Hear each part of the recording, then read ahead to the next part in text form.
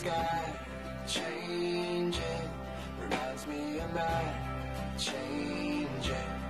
Wish I could tie me a rope around the sun, 'cause I am not done changing. Time's been talking to me, whispering in my ear, saying follow your heart till it tears you apart. But hearts keep changing, hearts keep changing, hearts keep changing, hearts keep changing.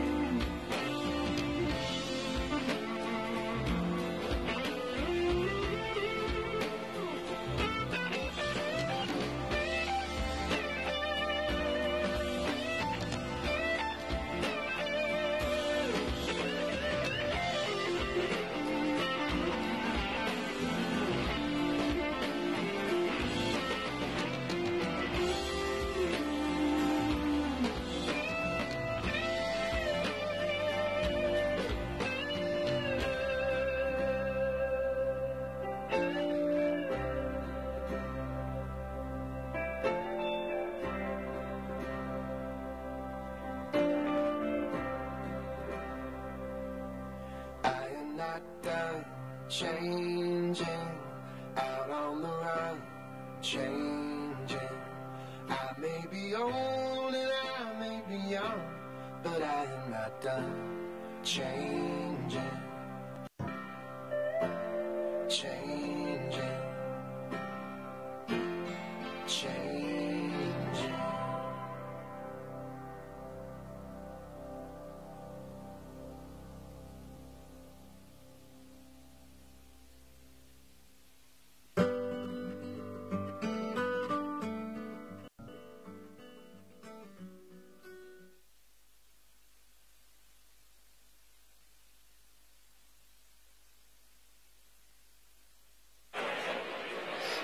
Ufa. Arratsaldeon guztioi.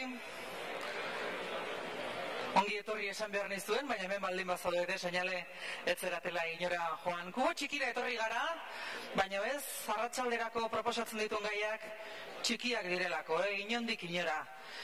3 atal izango ditu jardunaldi honen arratsaldeak.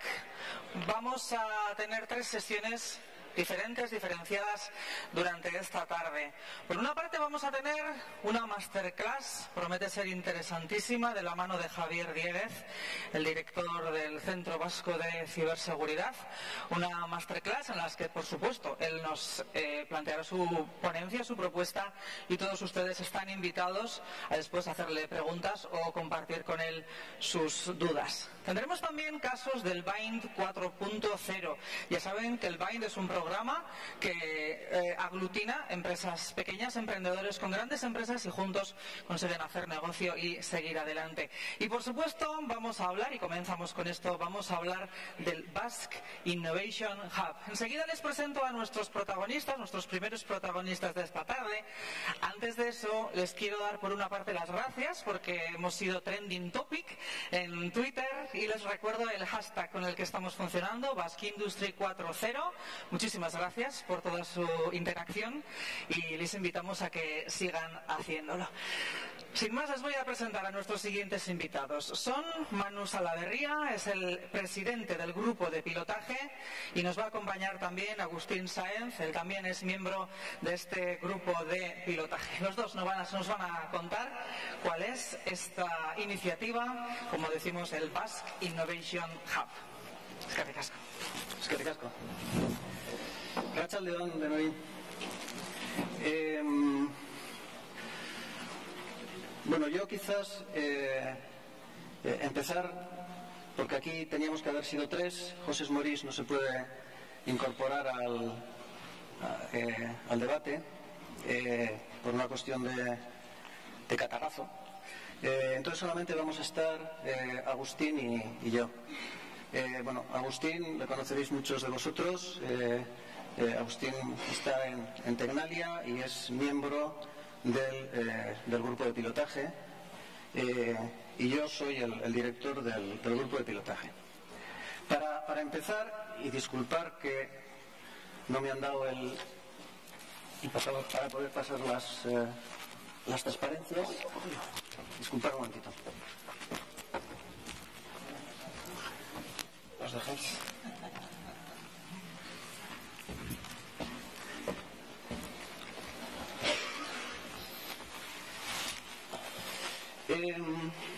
Bueno, lo que queremos es hablar sobre lo que es el Basque Digital Innovation Hub, qué ofrece el Basque Digital Innovation Hub, cuáles son sus contenidos y finalmente poder hablar cómo se accede a este hub. Creemos que es importante quizás empezar por lo que qué es lo que enmarca al Basque Digital Innovation Hub. El Basque Digital Innovation Hub es uno de los pilares estratégicos del grupo de pilotaje de fabricación avanzada. El grupo de pilotaje yo os diría que es un espacio de colaboración, es un espacio de colaboración público-privado con el fin yo os diría, de impulsar el desarrollo, la implantación de la estrategia de Basque Industry 4.0.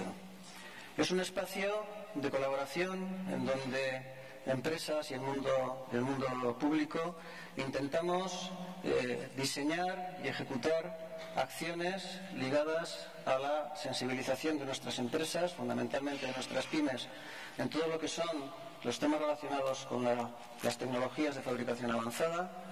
Es un espacio, luego lo veremos, en que pretende acercar esas tecnologías al mundo de nuestras empresas, y también yo creo que es importante señalar que el grupo de pilotaje no solamente trata de aspectos tecnológicos, sino también trata de aspectos no tecnológicos, aspectos ligados a la formación, aspectos ligados al empleo, aspectos ligados quizá al siguiente paso que debemos dar después de la introducción de todas estas tecnologías, que es la oportunidad de poder generar nuevos modelos de negocio.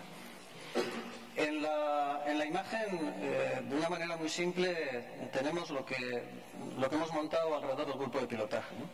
Bueno, hay una comisión ejecutiva que de alguna manera gobierna la actividad del grupo de pilotaje, que está constituido por la Administración, por el Gobierno vasco, también está formado por agentes de la Red Vasca de Ciencia y Tecnología y por empresas.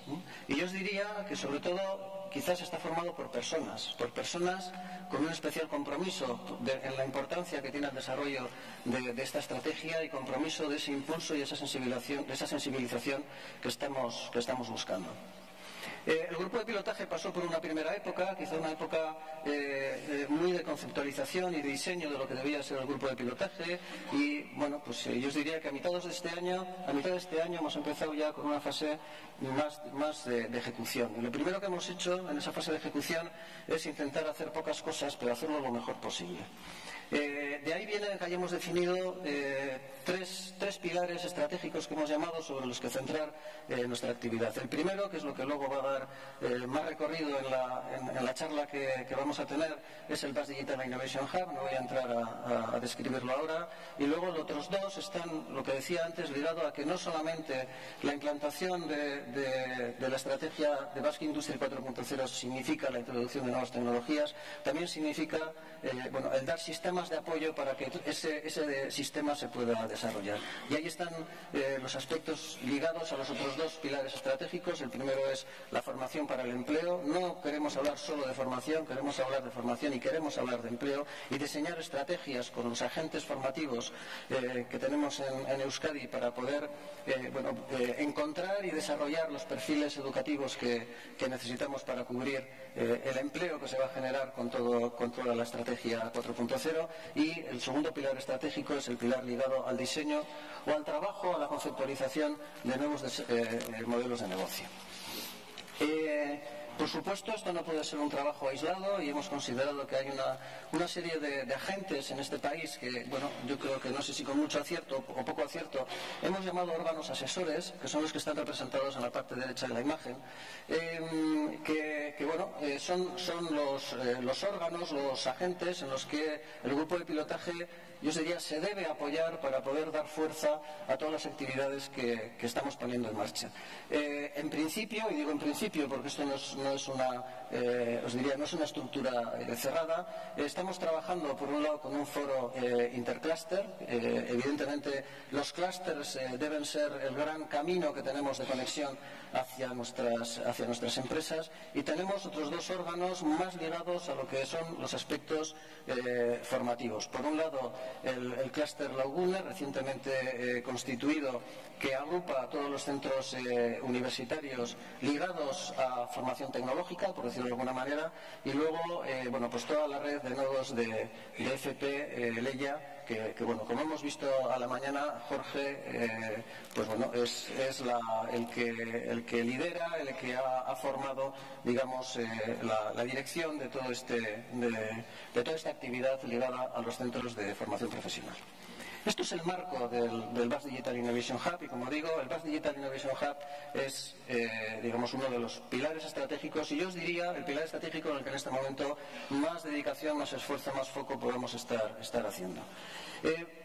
Vamos a ver si podemos describir, Agustín, lo que es el Basque Digital Innovation Hub. Ayúdame, por favor, si seguro que puedes complementar muchas cosas. A ver, la palabra hub es un espacio de conexión, ¿no? Entonces, el hub lo que pretende es, yo os diría, poder conectar nuestras empresas con las tecnologías avanzadas de fabricación. Poder poner a disposición de nuestras empresas una serie de servicios, luego lo hablaremos con más detalle, que permitan a nuestras empresas experimentar. Y experimentar, yo os diría, a bajo coste. Y cuando hablamos de coste, no solamente es un coste en términos económicos, también es un coste a nivel de conocimiento, un coste a nivel de personas. Es decir, el poder entrar en estas tecnologías sin que sean las empresas las que tengan que realizar un enorme esfuerzo en todo lo que significa el poder introducir nuevas tecnologías en cualquiera de nuestros procesos productivos. Entonces, el hub está formado por una serie de activos, y me refiero a activos tanto físicos como lógicos, y cuando hablo de activos físicos son infraestructura, luego lo veremos, son máquinas. Máquinas, yo os diría, ligadas a estas tecnologías avanzadas de fabricación, que se ponen a disposición de las empresas para que las empresas puedan experimentar. Luego veremos ejemplos, y me adelanto con uno. Bueno, pues hay máquinas de fabricación aditiva. Probablemente son tecnologías que no es fácilmente alcanzable por una empresa que quiera experimentar. Bueno, pues el hub va a poner a disposición de esas empresas esos elementos de formación, de experimentación, etcétera. Luego lo describiremos en más detalle. Pero también, y yo os diría, va a haber, porque todavía no lo hay, va a haber activos lógicos, es decir, va a haber soluciones digitales con los que las empresas van a poder probar lo que es la gestión más, yo os diría, la gestión del dato, la gestión del conocimiento. Y el hub lo que va a hacer ofrecer a las empresas, con especial foco en las pymes, ese conjunto de servicios ligados a esos activos físicos y esos activos lógicos. Activos de infraestructura y también activos de conocimiento, expertise, etcétera. ¿Para qué? Bueno, pues evidentemente el objetivo final es valor añadido de nuestros productos, mejora de nuestros procesos de fabricación y, como siguiente paso, la oportunidad que esto genera de poder idear unos nuevos productos o unos nuevos servicios. Vamos entrando poco a poco en lo que es el hub. Básicamente va a tener dos componentes. Uno primero es un catálogo de elementos físicos y lógicos que van a ser puestos a disposición de las empresas, un catálogo, yo os diría, avanzado, un catálogo que va a permitir realizar esa búsqueda, es decir, que si cualquier empresa de este país quiere experimentar sobre las tecnologías de fabricación avanzada, ese catálogo le va a dar la lista, le va a dar el catálogo de los elementos que están en el hub y que las empresas van a poder utilizar. Pero no solamente, como decía antes, es simplemente un catálogo, no solamente es una lista de cacharros o de software. Va a ser también lo que hemos llamado una red conectada, es decir, esos activos somos capaces de convertirlos en una oferta de servicios que realmente lleven a las empresas a poder introducirse en esas tecnologías. antes de empezar hemos estado hablando Agustín y yo, y Agustín me decía, di también una cosa que creo que es importante, ¿no? Estamos ante una iniciativa que yo os diría que a nivel europeo, después de haber hecho un benchmarking de lo que se está haciendo en Europa, pues bueno, yo creo que podemos decir que es una iniciativa realmente avanzada. Creo que respecto a lo que estamos viendo incluso tiene componentes, bueno, pues realmente innovadores, y creo que, bueno, pues dentro de lo que en este momento, el movimiento que puede haber en Europa alrededor de todos estos temas, bueno, pues podemos situar a Euskadi como en una posición claramente referente. Agustín, tuya es la voz. Sí, yo quizá complementando un poco, como decías, el para qué, ¿no?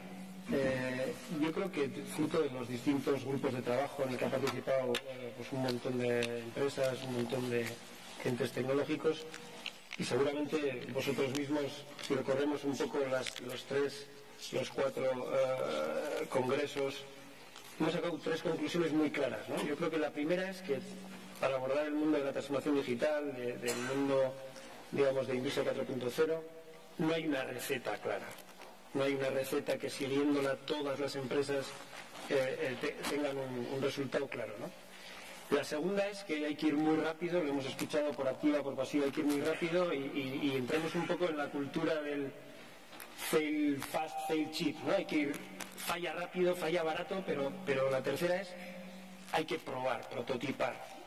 Ayer estaba en otro foro con un montón de empresas también alrededor de Industria 4.0 y me decían, un prototipo vale más que 1000 reuniones, ¿no?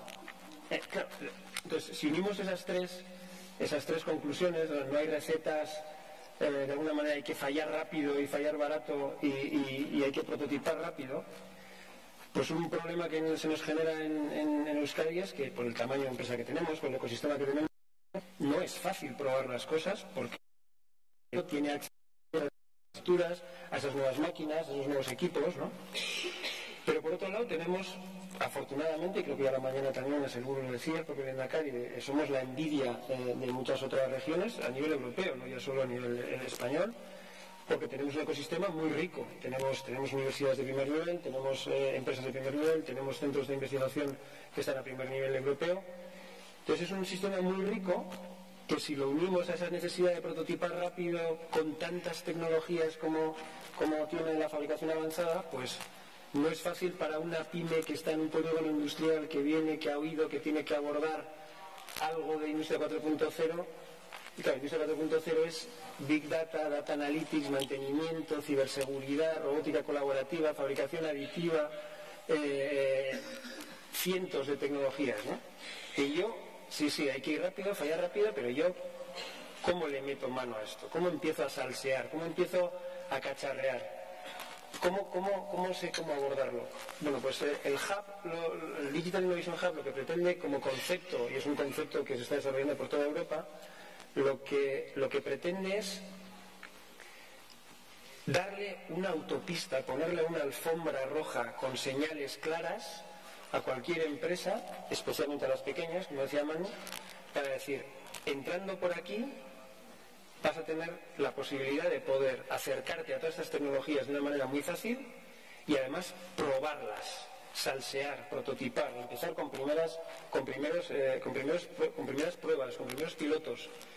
Ir, bueno, yendo poco a poco, desde el no sé de qué va esto, quiero que alguien me lo explique, al ya sé de qué va esto, pero me gustaría probarlo, al, bueno, lo he probado, parece que tiene sentido para mi producto, para mi proceso, me gustaría verlo en mi caso, al tengo que desarrollar algo, al incluso quiero escalarlo, y para escalarlo, qué instalaciones tengo que implementar, cómo lo tengo que hacer, con qué empresas, con quién tengo que hablar, no solo del mundo de la ciencia y tecnología, sino incluso de las empresas, de los proveedores, quién está haciendo este tipo de cosas, ¿no? Pues yo diría que es una alfombra roja con señales, ¿no?, que de alguna manera hace que prácticamente cualquier empresa, desde 2 trabajadores a 2.000 o a 15.000, pueda acercarse a este mundo con la posibilidad de poder tener acceso fácil, rápido e inmediato a un coste privilegiado, diría yo, prácticamente a cualquier tecnología.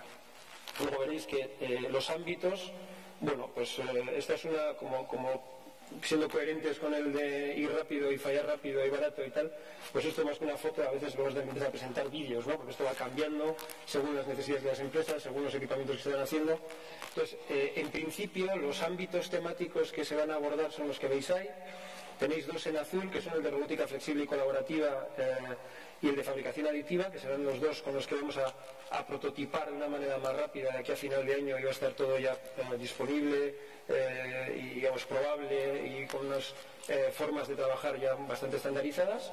Y luego tenemos otros ámbitos de trabajo que se irán desarrollando pues a lo largo del año que viene, pero que ya digo que irán cogiendo forma pues según vayamos interactuando con las propias empresas, ¿no? Entonces, tenemos... Sí, perdona, Agustín, que a mí, como me toca en parte acelerar también ese proceso de ir rápido, lo que ha comentado Agustín, en este momento están... O sea, para finales de año serán ya una realidad la disponibilidad del catálogo en las células de robotación, los nodos de robótica flexible colaborativa y el nodo de fabricación aditiva. El primer semestre del año debemos tener en funcionamiento lo que hemos llamado los nodos de soluciones digitales, es decir, incorporar la posibilidad de experimentar con todo lo que son las tecnologías digitales de 4.0, como aparecen ahí, todo el tema de Big Data, todo el tema de inteligencia artificial, Machine Learning, ciberseguridad, etcétera. Esa parte es objetivo nuestro que esté trabajado para la primera mitad del año.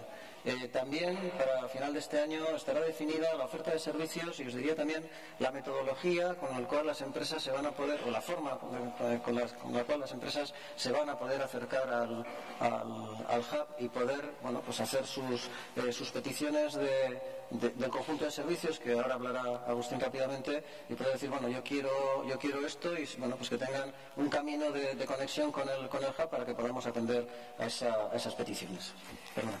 Entonces, efectivamente, en cada uno de esos ámbitos lo que vamos a hacer es una conexión virtual y en muchos casos real entre todos aquellos agentes dentro del país que tienen activos equipos, instalaciones, tanto físicas como lógicas, significativas alrededor de esos ámbitos. De manera que para cualquier empresa, accediendo a través del hub, primero lo que tendría es una foto de todo lo que existe, y posteriormente lo que tendría es una manera, un canal en el que entrar y empezar a solicitar servicios alrededor de esos activos, ¿no?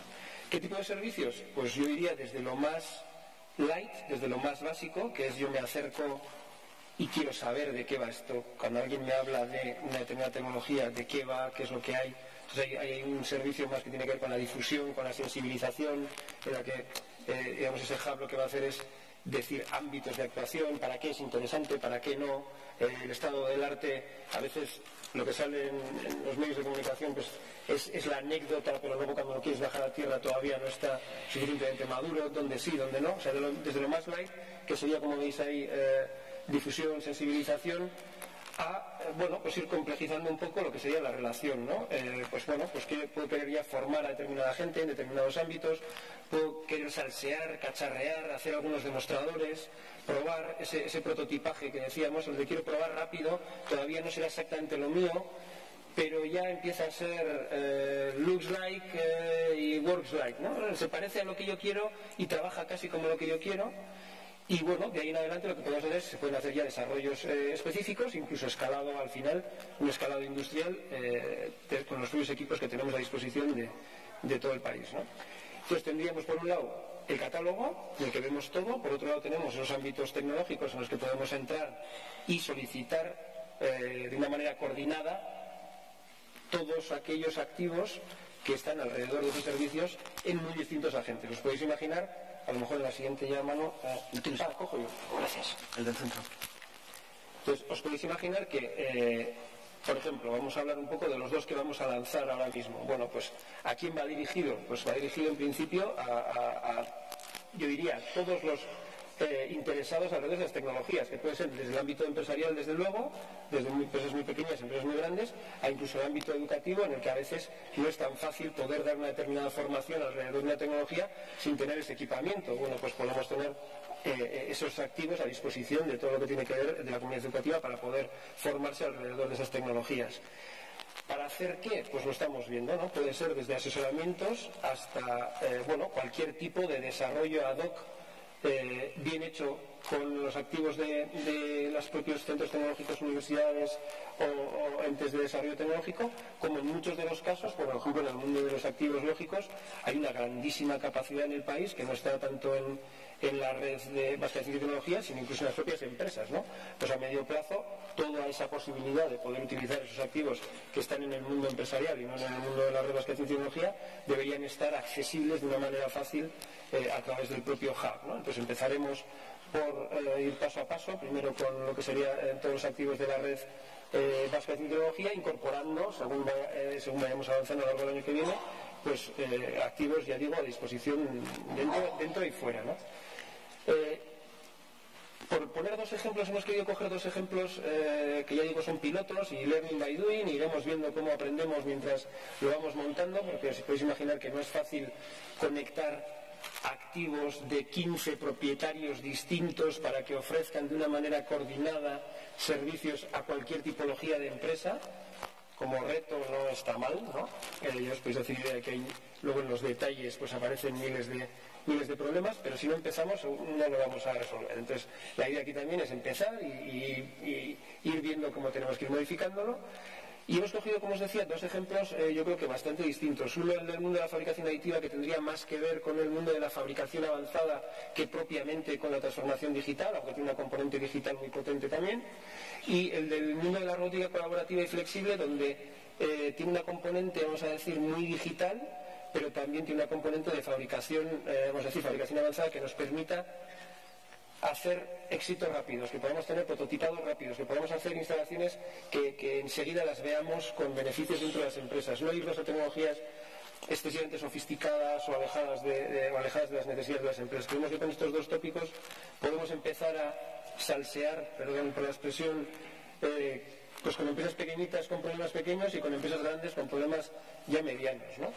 En el caso de la robótica, como veis, lo que estamos planteando es no tanto el mundo empresarial y el mundo educativo, sino más desde el punto de vista de toda la cadena de valor, ¿no? Entonces aquí, bueno, pues nos aparecen muy distintos actores. Nos aparecen actores que pueden ser por un fabricante de equipo, fabricantes de propios componentes, todo lo que tiene que ver con componentes inteligentes, todo lo que tiene que ver con la smartización no tanto del robot como de la instalación en sí misma, con grippers con una cierta inteligencia, con digamos componentes de percepción del entorno con una determinada inteligencia, todo lo que tiene que ver con el mundo de la robótica colaborativa, cobots, entornos más o menos inteligentes de reconocimiento del operario y de los propios robots. Bueno, fabricantes de componentes, los propios integradores, que tenemos grandes y potentes en el país también, bueno, tienen la posibilidad de poder probar ciertas cosas sin tener que comprar necesariamente ellos los equipos, pueden empezar a probar cosas que luego puedan ofertar a su vez a clientes, a usuarios finales, ¿no? O sea, cuando estamos en el mundo de la robótica, nos encontramos que podría llegar a este hub alguien que lo que quiere es automatizar un determinado proceso con robótica colaborativa y todavía no quiere pedir una oferta concreta de algo porque no sabe ni siquiera lo que tiene que pedir, a alguien que está ya ofertando que lo que quiere es mejorar sus componentes para poder hacer una solución más inteligente con más valor añadido que le permita diferenciarse de su competencia más por coste. Bueno, ya veis que se puede entrar desde muy distintos ámbitos. Sin olvidar otra vez la pata educativa, que como hemos visto hoy, de nada nos sirve poner grandes instalaciones si luego no tenemos gente capacitada para poder sacarles el máximo partido, ¿no? Y eso lo acompasamos, o a veces corremos mucho en tecnología, y especialmente yo hablando desde los estudios tecnológicos, pero si no te sigue nadie, yo suelo comentar como anécdota que yo jugaba a rugby y antes de jugar a rugby hice atletismo, lo hacía a velocidad. Entonces, cuando empecé a jugar a rugby, yo pensaba que consistía en correr mucho con el balón. Me di cuenta que si no te sigue el equipo, te metes en líos. Estás solo y hace falta que el equipo te siga, ¿no? Hay que correr rápido, pero con el equipo detrás. Entonces aquí esto es igual. Si ponemos una tecnología, pero no te sigue el equipo con esa tecnología, pues no acabamos de llegar a la solución. Entonces, como veis, aquí abordamos un poco toda la integración de la cadena de valor, dando servicios también pues de muy distinto pelaje, ¿no? Entender la parte de servicios como un borrador, veo que sacáis fotos, entenderlo como un borrador de distintas tipologías de necesidades que tendrán las empresas para poder ser resueltas en ese conjunto de activos que estarán conectados de una manera coordinada y al que accederás a través de un canal, pero a todos ellos. La verdad es que en el propio grupo de trabajo nos hemos sorprendido porque, ya digo, tenemos un ecosistema muy rico barra complejo, ¿no? Y a veces pues no te das cuenta que de repente en un determinado departamento de no sé qué universidad o en un laboratorio de un centro, pues resulta que tienen un equipo que ni siquiera nosotros, que estamos en medio de todo el desarrollo tecnológico, conocíamos, ¿no? Y que a veces combinándolo con algo que tienes tú nos da una capacidad de tener una célula de fabricación pues de primerísimo nivel, ¿no? Y al que no es fácil llegar con una llamada de teléfono o metiendo en Google solo una palabra clave, ¿no? Bueno, pues la idea es que a través del hub sí vamos a poder llegar a esa combinación de activos que lo hace mucho más rico que cada uno de los activos por separados en cada uno de los departamentos o de los laboratorios o de las propias empresas, ¿no? ¿Cómo usarlo? Si quieres, Manu, ¿sigues tú? Vale, sí, sigo yo. A ver, ahí pone la imagen de que está en construcción. Lo que pasa es que quizá ya estamos pintando las paredes, o sea, la parte gorda del trabajo ya está muy avanzada. Esa está en construcción, yo creo que hay que ponérsela de fondo de pantalla a todas las transparencias, ¿no? Bueno, todo está en construcción. Yo eso es lo que iba... No hay nada congelado ya, ¿no? Agustín, efectivamente, yo creo que eso es lo que iba a comentar, ¿no? Yo creo que en sí mismo el hub va a tener que tener un proceso de aprendizaje, ¿no? Un proceso de aprendizaje en el que no solamente, aprenderemos los que podamos estar en la propia operación del hub, sino también las empresas que se aproximen al hub pues nos van a enseñar mucho y nos harán corregir muchas veces los diseños o prediseños que estamos haciendo, ¿no? Lo he comentado antes, tanto el tema del catálogo de activos como la definición de los servicios está avanzado. Le dimos un acelerón muy fuerte a este trabajo en la última parte del año para conseguir que a final de año pudiéramos tener el hub 4.0 en su versión 1.0 y a partir de ahí empezar el camino. Retos que tenemos.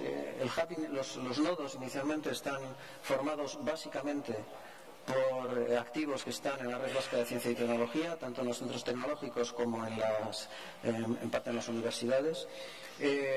Hay un reto detrás que es cómo vamos incorporando activos privados, activos que están en la empresa y qué rol van a tener esos activos. A nadie se nos escapa pues que probablemente que esos activos formen parte de elementos de experimentación, pues es más complicado porque están sometidos a la tremenda dinámica de rentabilidad que toda empresa tiene que tener, pero yo creo que pueden tener un rol. Claramente cuando nos metamos en la red de nodos digitales ahí sí que van a aparecer activos que van a ser activos básicamente privados. Yo creo que esto va a ser un elemento muy diferencial respecto a otras experiencias similares que está habiendo en Europa, la introducción de la iniciativa privada en la propia dinámica del hub. Yo creo que ese es uno de los retos que tenemos. Y el segundo reto, que es el que estamos trabajando y que creo que empezamos a atisbar, por dónde vamos a ir, es cómo vamos a estructurar esa oferta de servicios. Una cosa es definir los servicios y otra cosa es definir qué método vamos a seguir para poder realmente ofrecer de manera ordenada y estructurada esos servicios a las empresas. Eso es un trabajo que está avanzado y, como os decía, para final de año lo tendremos acabado. Es decir, que yo creo que el mes de enero será el lanzamiento, oficial de esa primera versión. Yo repito, creo que esto, como decía Agustín, es el comienzo de una cierta experimentación que nos irá haciendo perfeccionar el funcionamiento del hub. Bueno, yo creo que... por finalizar, en paralelo al desarrollo que estamos haciendo nosotros, que sepáis también que creemos que es fundamental esto, no hacerlo tampoco solo, sin mirar alrededor, ¿no? Entonces estamos trabajando en paralelo con 3 asesores que entendemos que nos dan una visión muy complementaria de algo parecido que se está haciendo en Europa. Tenemos una persona que está analizando todo lo que se ha hecho en Francia, que se han sido muy activos en aglutinar capacidades, en clústeres, en nodos, que pueden tener ciertas experiencias interesantes. Tenemos una persona que viene de Alemania, donde también son, como sabéis, líderes en todo lo que tiene que ver con el desarrollo de esta transformación digital a nivel industrial. Por lo tanto, nos está dando pistas también de qué ha ido bien, de qué ha ido mal, van con un cierto adelanto en algunas cosas. Y tenemos una persona del TNO, en un centro holandés, al que la Comisión Europea le ha encargado hacer una foto para toda Europa de todo lo que se esté moviendo alrededor de Digital Innovation Hubs o cosas similares en toda Europa, ¿no? Entonces él nos está dando un poco, pues mira, esto ha ido muy bien aquí, esto en cambio ha ido mal aquí, en cambio esto que estáis planteando es realmente diferencial, pero ojo, time's up. Pues yo solo acabaría diciendo yo queremos que se colapse, ¿no? O sea, no queremos que sea un tema incremental y tal, o sea, queremos que todo aquel que cree que le gustaría probar, enredar con algo que no tiene en su fábrica, la manera de entrar es por aquí y estaremos dispuestos de learning by doing, de ir aprendiendo según se vaya atascando el asunto. Y solo tres segundos más, pymes y pymes, nada más. Mira, Oscar.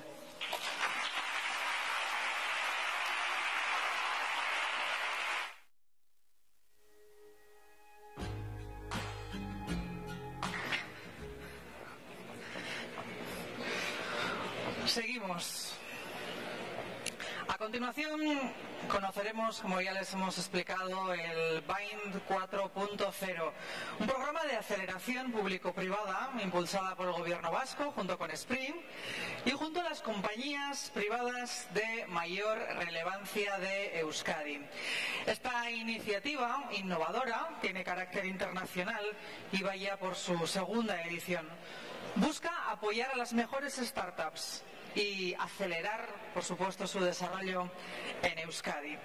Para las startups, el BIND 4.0 representa una oportunidad única de hacer clientes industriales al más alto nivel y, a su vez, para las empresas, el BIND 4.0 representa una potentísima plataforma de innovación abierta.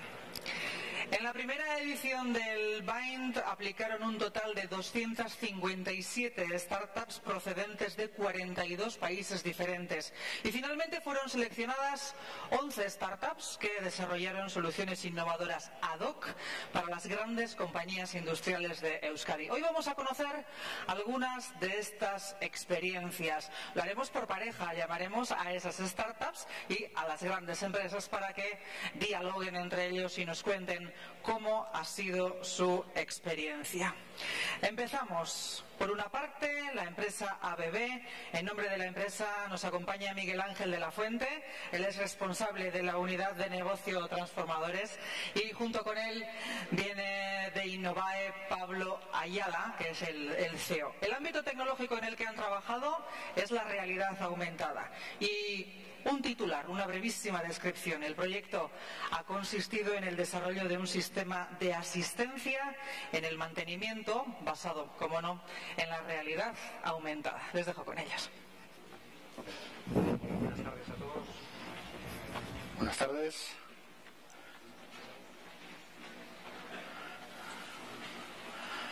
Bueno, como han anunciado, el proyecto en el que colaboramos era un sistema avanzado de asistencia al mantenimiento. Vale. Buenas tardes, se me oye ahora sí. Yo soy Miguel Ángel de la Fuente, trabajo en ABB y somos una de las grandes empresas que hemos entrado en el BIND 4.0 en la primera edición y la experiencia ha sido tan buena que hemos decidido trabajar en la segunda edición del BIND 4.0. Estoy aquí para contaros un poco con Innovae la experiencia que hemos tenido. Un poco contaros el proyecto que hicimos el año pasado. Los objetivos del proyecto que teníamos era buscar un sistema de visualización de datos que nos permitiese mejorar el servicio que damos a nuestros clientes en cuanto a mantenimiento. Desde Innovae os van a explicar los detalles, pero yo lo que sí os quería comentar un poco la experiencia desde la empresa, cómo lo que hicimos lo que pretendíamos cuando nos acercamos al Basque Industry es buscar un piloto que luego pudiésemos extrapolar a otras unidades. Elegimos la unidad de negocio de robótica porque era un poco en la que teníamos mayores posibilidades de aplicar sistemas avanzados de visualización, de realidad aumentada, pero la idea es que después de la experiencia pues podamos extenderlo a otras otras áreas de negocio de ABB. Y de hecho, bueno, pues con Innovae estamos hablando y estamos viendo a ver otras áreas donde podemos. En concreto, donde lo hemos aplicado el proyecto nuestro con Innovae, lo hemos aplicado a nuestras células robotizadas, que son las células estándar que fabricamos en España, y la solución que estamos aplicando es, bueno, un sistema de visualización que, como os decía, ponga a disposición mucho más rápido datos para nosotros y para nuestros clientes de cómo hacer el mantenimiento, que nos permita hacer un mejor mantenimiento y que nos permita dar un mayor valor añadido en los mantenimientos y en los servicios que damos a nuestros clientes. Bueno, para cubrir un poco los objetivos que se planteaban en el proyecto, pues esa mejora en la eficiencia del mantenimiento, la posibilidad de visualizar datos en tiempo real que generaban los robots, nosotros utilizamos una solución, bueno, como germen del proyecto, una solución de la que ya disponíamos y que tenía una fácil readaptación para cumplir estas funcionalidades, este sistema que había que crear. Esta solución está formada por dos partes principales. La primera sería un cloud en el que se almacena la información de los usuarios, los técnicos de mantenimiento en este caso. Es un cloud en el que se almacenan los contenidos, los planes de trabajo que van a tener esos técnicos, y que además está conectado al cloud ABB Ability, que es el lugar donde reportan los datos en tiempo real todas las células robóticas que se encuentran en funcionamiento.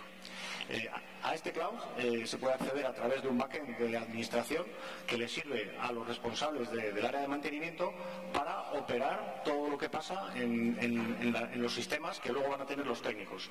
Pueden editar los contenidos, pueden atribuir diferentes opciones de visibilidad a los usuarios y, en definitiva, pues manejar todos los contenidos, los planes de trabajo y demás.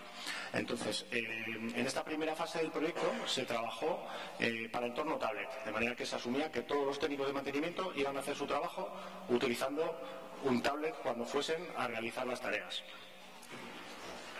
Bueno, lo primero que se consideró es tenemos que hacer que el acceso a la información sea fácil, ¿vale?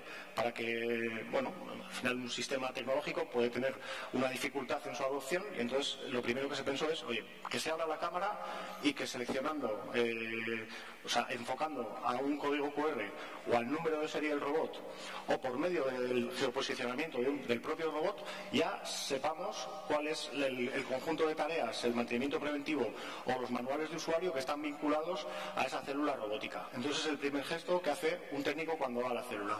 Enfoca algo conocido y ya accede a la información.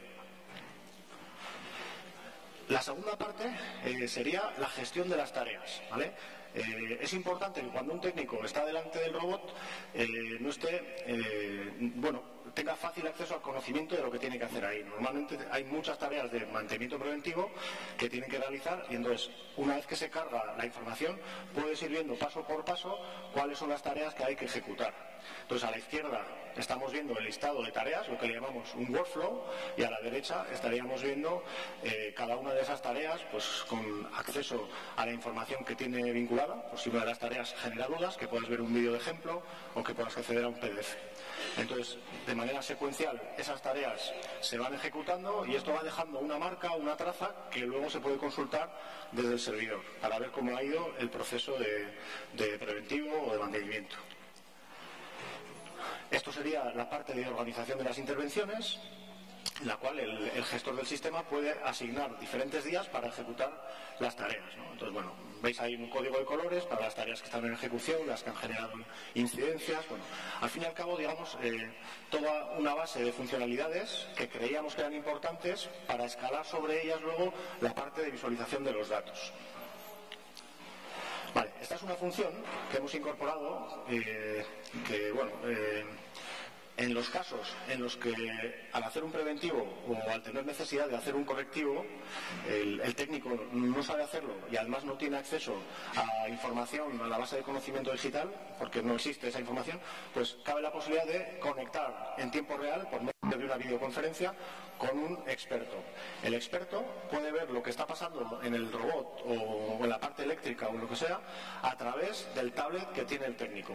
Y no solo eso, porque puede pintar en los tornillos o en los conectores o en el diferencial que tiene que rearmar, le puede ir pintando marcas en pantalla de manera que el técnico sabe exactamente cuál es la pieza que tiene que tocar. De manera que esto supone una mejora importante pues al modelo de teléfono, tengo aquí esto delante, bueno, pues al final eso genera problemas para identificar los pasos que hay que realizar. Una función interesante que tiene también este sistema de visión con realidad aumentada para el soporte es la traducción automática de idiomas. Entonces la herramienta tiene un chat y en ese chat se puede escribir en cualquier idioma y la otra persona lo recibe en el suyo, ¿vale? Se hace una traducción automática de manera que si tienes que dar soporte técnico a una planta de Rumanía y allí no saben inglés, bueno, pues lo puedes hacer de esta manera. Y entonces ya llegaríamos a la parte de visualización de datos. Este módulo de la plataforma sería una especie de clon digital, ¿no? Ya sabéis, los proyectos estos de Industria 4.0 llamados clon digital están pensados para que puedas visualizar un modelo, una maqueta digital que copia el modelo real y sobre ese modelo que es interactivo puedes hacer zoom, lo puedes girar, puedes ir a las diferentes partes que componen la célula. Entonces ahí puedes ver la información que está generando ese robot en tiempo real, ¿vale?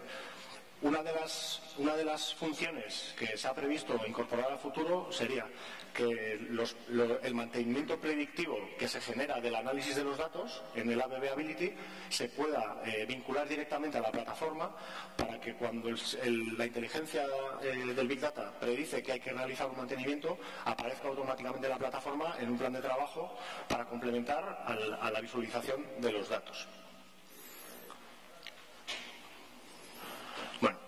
Los resultados del proyecto, la verdad que estamos ya en la fase final de implantación.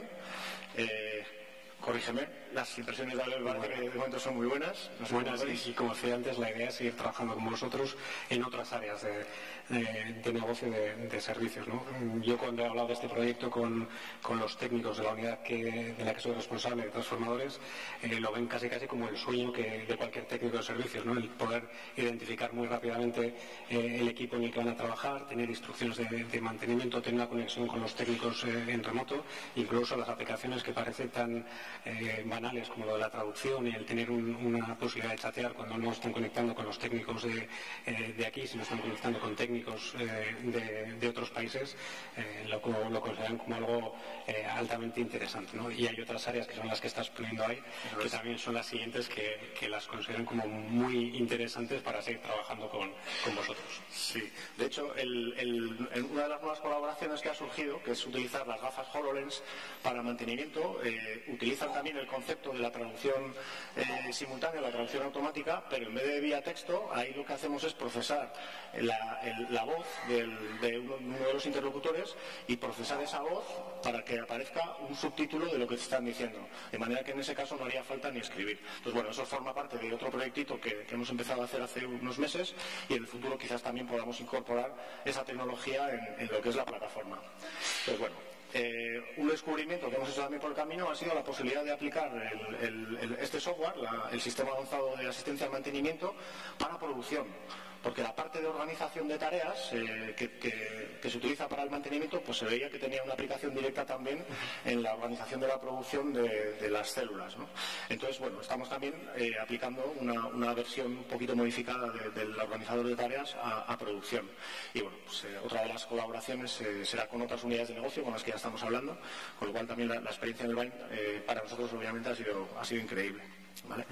Aprovecho para meter una cuña publicitaria, si me lo permitís, y bueno, también este proyecto es importante para nosotros para poder lanzar un nuevo producto, el SAM, le hemos llamado igual que al proyecto, y este producto está estandarizado e implementa estas funcionalidades que, excepto la parte de visualización de robots, que eso es una parte un poco a la medida, pero todo el resto de funcionalidades están estandarizadas y lo tenemos paquetizado, de manera que este proyecto ha sido muy importante para que nosotros podamos descubrir cuáles son esas funciones que pueden tener un propósito general y resolver un problema general para paquetizar esta solución, que es SAM.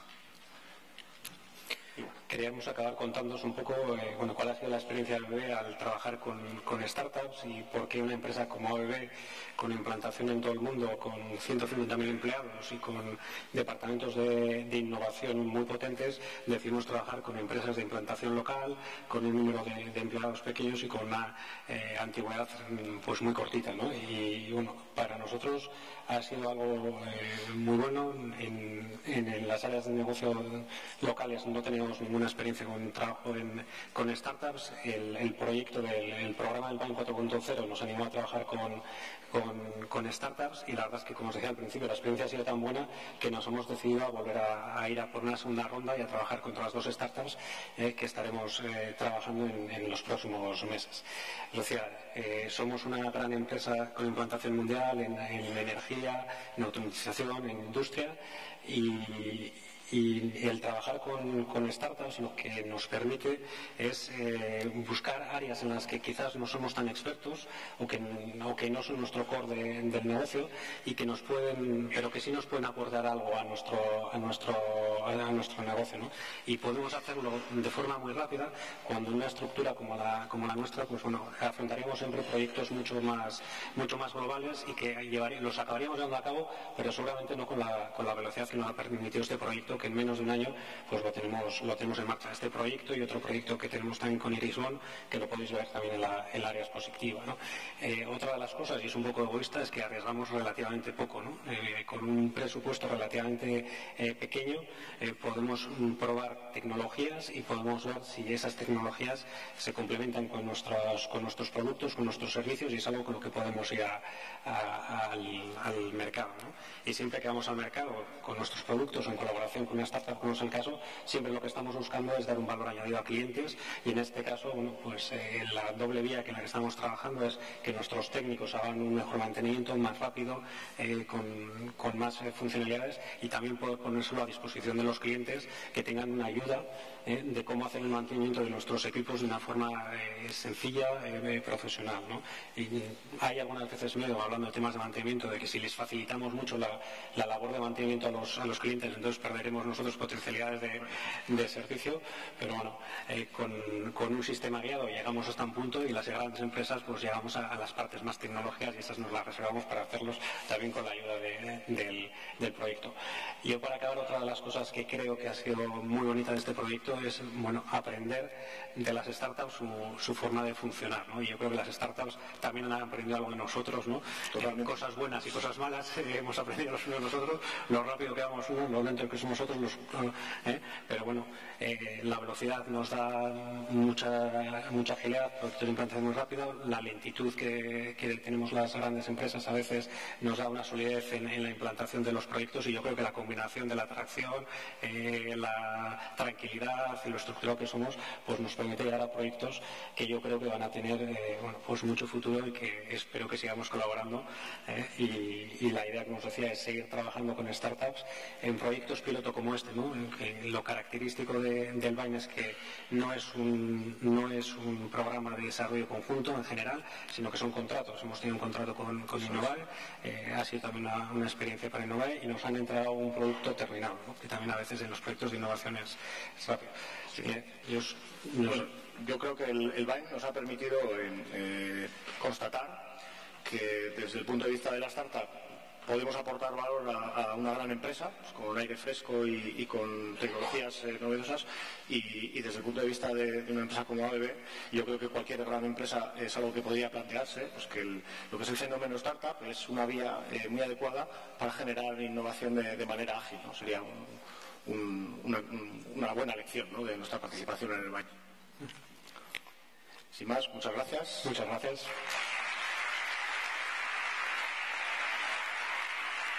Muchísimas gracias a ellos, a Miguel Ángel y a Pablo. Es que ricasco. Bueno, decíamos al inicio de esta sesión de Bain 4.0 que esta es una iniciativa muy internacional, y lo siguiente lo van a ver. Les digo desde ya que este próximo diálogo va a ser en inglés. Si alguno quiere disponer del sistema de traducción, están aquí al lado de la puerta, así que en un momentito salir y volver a entrar. Las empresas que presentamos ahora son, por una parte, Nabla Wind Energy, que es del grupo Alcor. Nos viene Rubén Ruiz, es el CTO de Nabla Wind Energy, y junto con él la startup que le acompaña es una startup de origen indio, es Algo Engines, y en su nombre viene Vibhav Gupta, es el Business Development Manager. El ámbito tecnológico en el que han trabajado es el Internet de las Cosas, Internet of Things, y el proyecto, bueno, pues Algo Engines está trabajando en colaboración con Nabla en el desarrollo de una aplicación para la monitorización en remoto y en tiempo real de parques eólicos. Vienen con muchísima fuerza, han dicho que no se quieren ni sentar, así que aquí les dejamos. Es que ricasco. Okay. Muy buenas tardes. Atik. My name is Ruben. Me llamo Rubén y soy el CTO de Nabla Wind Power, y esta tarde vamos a hacerles una breve presentación sobre lo que hemos hecho con nuestro socio Algo Engines, y en su nombre está el caballero Vibhav Gupta, el encargado del desarrollo de negocio. Bien, nuestra presentación durará apenas 10 minutos. Vamos a introducir brevemente a Nabla y después el caballero les va a presentar su empresa. Nabla Wind Power es una ingeniería eólica independiente que se centra en ampliar la vida útil de los parques eólicos. Los parques eólicos, por lo general, han sido diseñados para operar durante 20 años.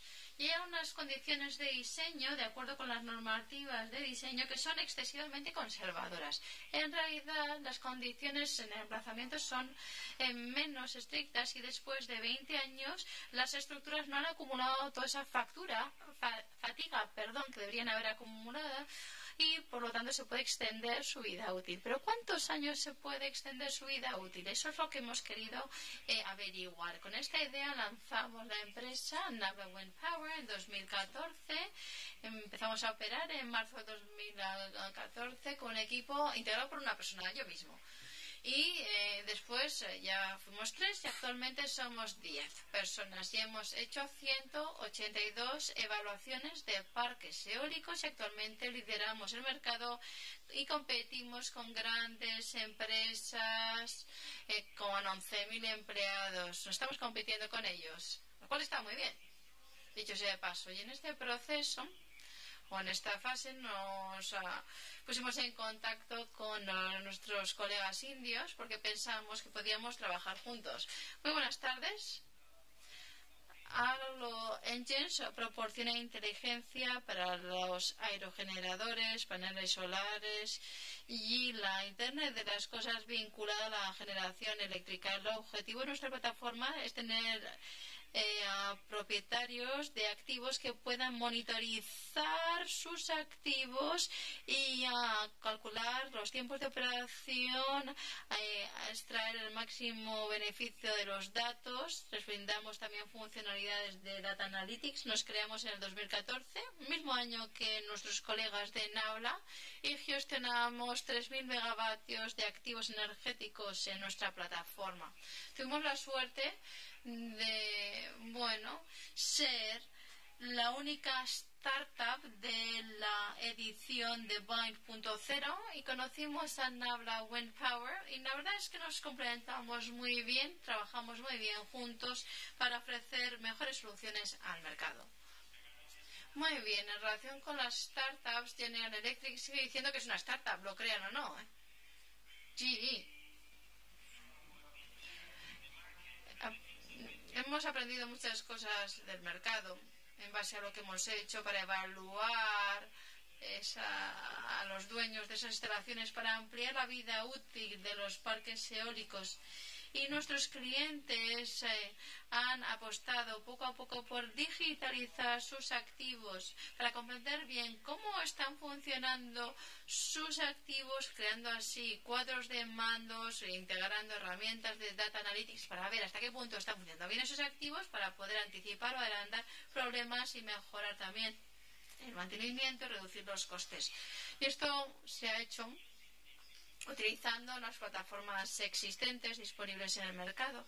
Y muchas organizaciones, han utilizado el Internet de las Cosas, sus herramientas de Big Data, algoritmos bueno, de todo tipo para medir el rendimiento de los aerogeneradores. Pero esto es algo nuevo y la verdad es que se han topado con no pocos obstáculos y algunos de nuestros clientes nos han dicho que el Big Data no solo tiene que ver con entregar los resultados previstos o esperados. Nosotros no sabíamos que esto puede ocurrir, ya lo veíamos venir. El año pasado decidimos, bueno, proponerles a nuestros colegas ofrecer una herramienta híbrida de Data Analytics que combina Big Data con la modelización física que hace Nabla. Es decir, los aerogeneradores son monstruos físicos, son infraestructuras físicas y que están gobernadas en un 85% por la física. Y si entendemos bien la física subyacente y tenemos modelos buenos y comprendemos bien cómo es el diseño, y Nabla viene del mundo de la fabricación de aerogeneradores, podemos sumar todas estas competencias, estas destrezas, incorporarlas en esta herramienta híbrida para el análisis de datos. Y por el momento solo hay dos aplicaciones o dos plataformas en todo el mundo que están haciendo lo que hacemos nosotros. Una a cargo de esta organización grande de 11.000 empleados y la otra a cargo nuestro.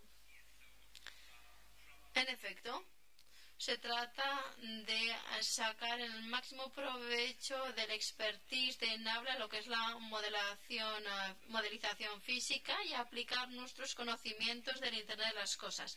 Integramos distintas fuentes de datos.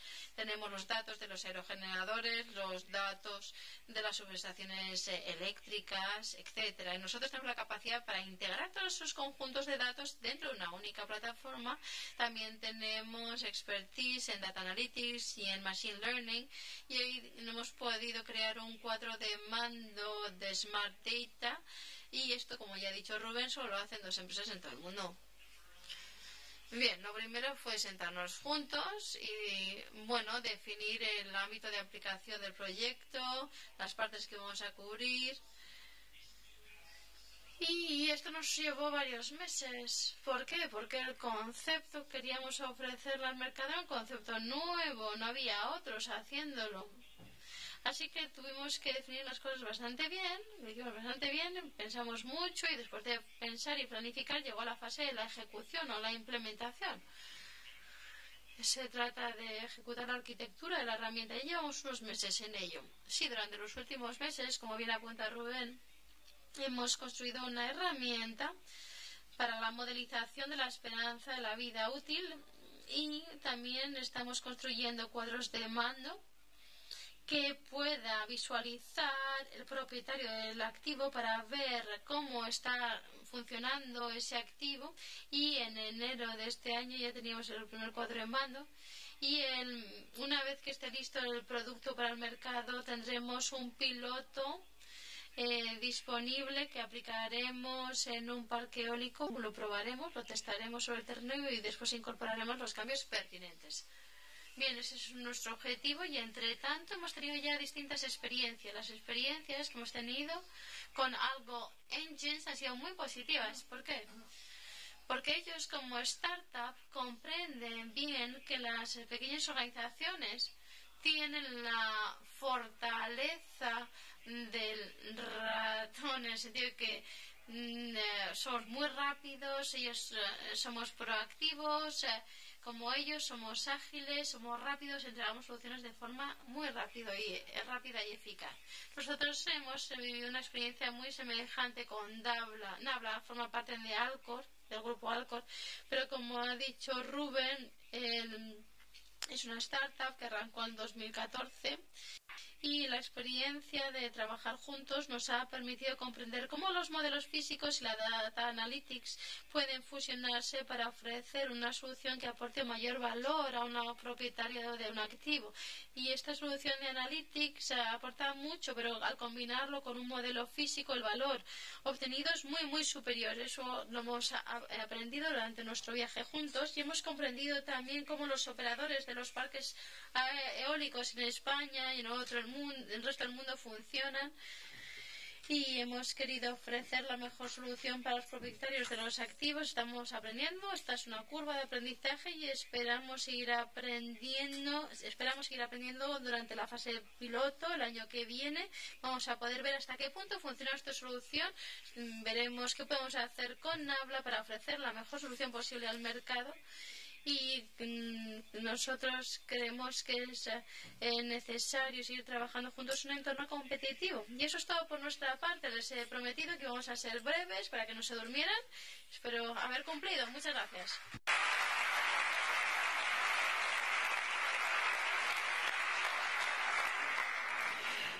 Thank you very much. Muchas gracias. Sí. Bueno, seguimos adelante. Les recuerdo, vamos a escuchar otros 2 casos más de este Bind 4.0 y después tendremos sobre este escenario a Javier Dieguez, director del Centro Vasco de Ciberseguridad. No, Javier, todavía no, tranquilo, nos quedan 2 casos más. Está con ganas, estamos todos con muchas ganas de hablar sobre este Centro de Ciberseguridad. Vamos con el tercer caso, como les decimos. En este caso, las empresas que se han encontrado han sido Euskaltel y la startup ha sido Decidata. Nos acompañan, no sé si están preparados ya, desde Euskaltel viene Jokin Unanue, él es el director de desarrollo de negocio, y en nombre de Decidata viene Gonzalo Artiach, que es partner de esta startup. El ámbito tecnológico en el que han trabajado es el Big Data y, como en los otros casos también, un titular. El proyecto que han trabajado ha consistido en la aplicación de técnicas del Big Data para la identificación de patrones de comportamiento en los clientes móviles de Euskaltel a fin de optimizar sus inversiones en esta red. Les dejo pues con Jokin Unanue y Gonzalo Artiach. Bueno, arratsaldeon guztioi. Os sitúo un poquito en contexto de cuál era la situación en la que planteamos la colaboración a Decidata, el caso de negocio, vamos a decirlo así. Conocéis que el sector de las telecomunicaciones es un sector muy dinámico, donde captar un cliente cuesta bastante dinero y donde retenerlo es uno de los elementos fundamentales, la fidelización. Por eso históricamente se ha desarrollado el mundo del business intelligence, la gente que está haciendo patrones, evolución de clientes, sendas de vida, ¿no? Vamos a decirlo así, de estos clientes. Entonces, el tipo de información que se venía utilizando es información cuasi estática. Es la información de cosas como si el cliente dónde vive, qué tipología de productos tiene, qué consumos tiene, este tipo de cosas. Se nos metió un punto de presión en el momento en que la regulación planteó que cuando un cliente toma la decisión de marcharse, en menos de 12 horas ya tiene que haberse hecho la portabilidad a otro operador. Eso evitó que haya negociaciones que antiguamente en el mundo de las telecos se producían entre el operador y el cliente para quédese conmigo, etc. Y pasó a ser la anticipación el elemento clave del negocio.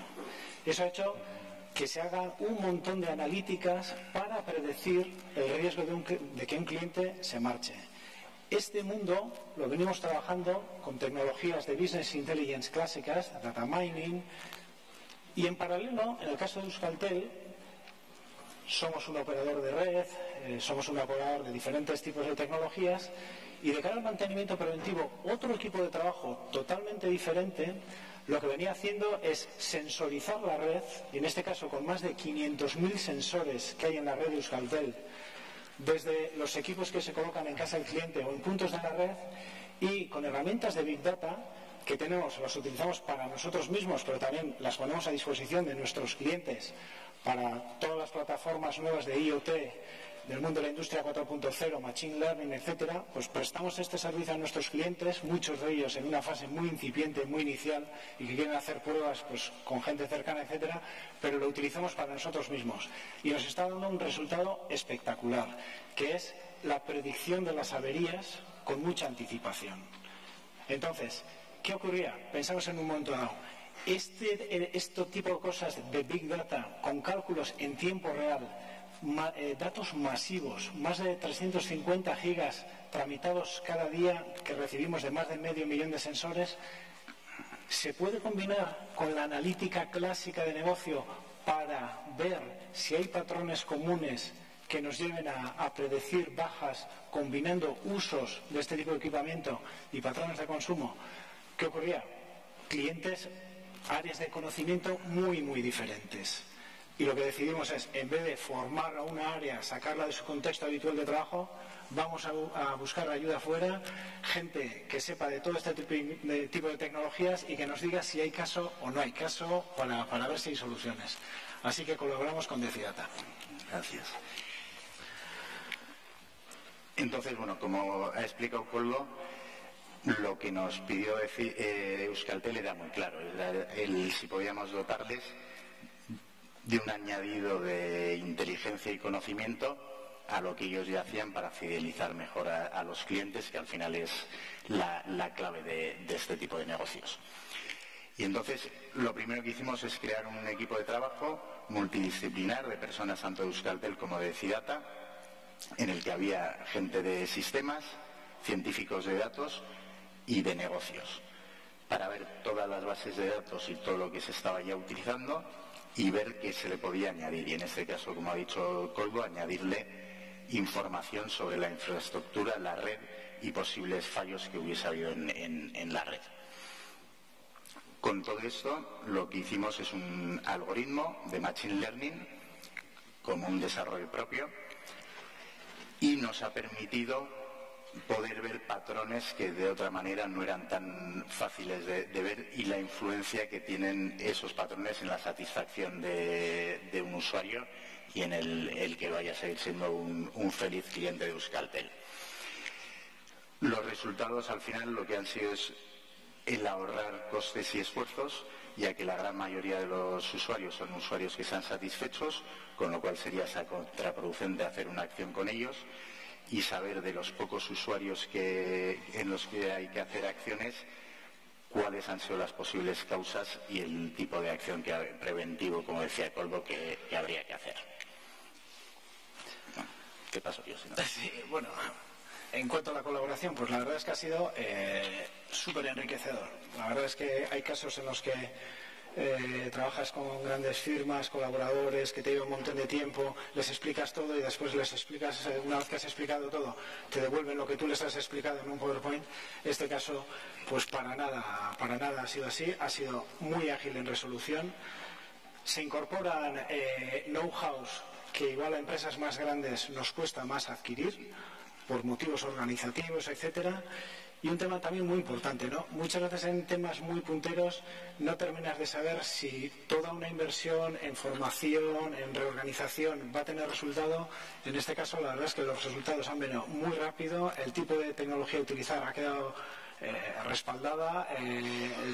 A nosotros lo que nos ha abierto es desde luego querer seguir continuando en la apertura de la creación de un ecosistema de empresas que nos pueda dar pues estas visiones nuevas de una manera muy muy rápida y además muy importante, muy medible. O sea, todo este tipo de cosas rápidamente ves cuando una base de datos ha sido generada con un método clásico, consultas a todos estos clientes y la tasa de riesgo que tenía este cliente es menor que otra base de datos que Decidata te pasa y te dice creemos que de acuerdo a estos patrones y a los algoritmos que hemos desarrollado hay mucho más riesgo en esta base de datos y se demuestra que es cierto, eso es evidente y eso se traduce inmediatamente en resultados económicos. O sea que la colaboración estupenda, el resultado encantados. Sí, muchas gracias.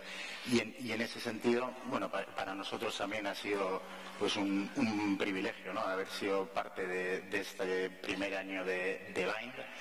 Y el haber contado con Euskaltel, que ha sido para nosotros nuestro primer cliente importante, partner diría yo, porque ya estamos viendo cómo seguir con las colaboraciones, y que ha ido mucho más lejos del propio proyecto, porque nosotros somos bastante liantes y en todos los líos que proponemos Euskaltel siempre ha estado ahí apoyándonos y ayudándonos, ya sea un datavier, ya sea hacer un termómetro del Big Data, o sea lo que sea, siempre han estado a favor del espectáculo, cosa de la que estamos profundamente agradecidos.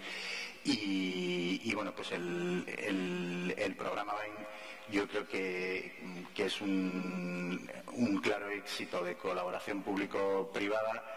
En nuestro caso nos ha dado acceso, aparte de contar con un gran cliente como es Euskaltel, de acceder a los mejores mentores, las mejores formaciones, visitas a las diferentes empresas tractorias, y ha sido una auténtica gozada, y siempre muy bien dinamizado por todo el equipo del BAIN, al que estamos tremendamente agradecidos, porque han sido unos meses muy, muy intensos y en los que nos han mimado muchísimo.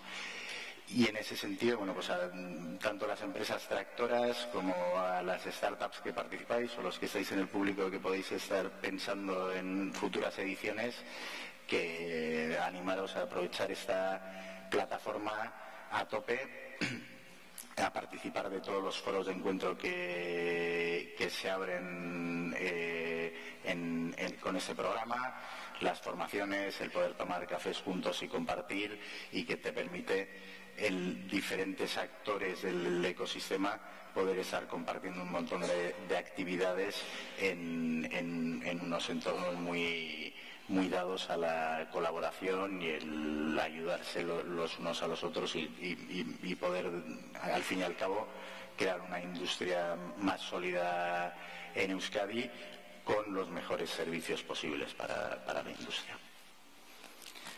Así que, pues nada, eskerrik asko.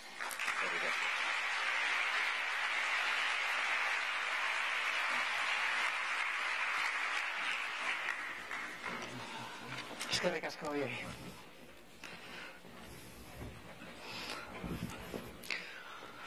Bueno, nos queda el último caso.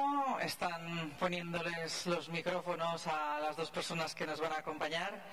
Van a ser la empresa Trenasa, correspondiente al grupo CAF, y va a estar también aquí la empresa Biartec, que es la startup que ha acompañado en este proyecto al grupo CAF.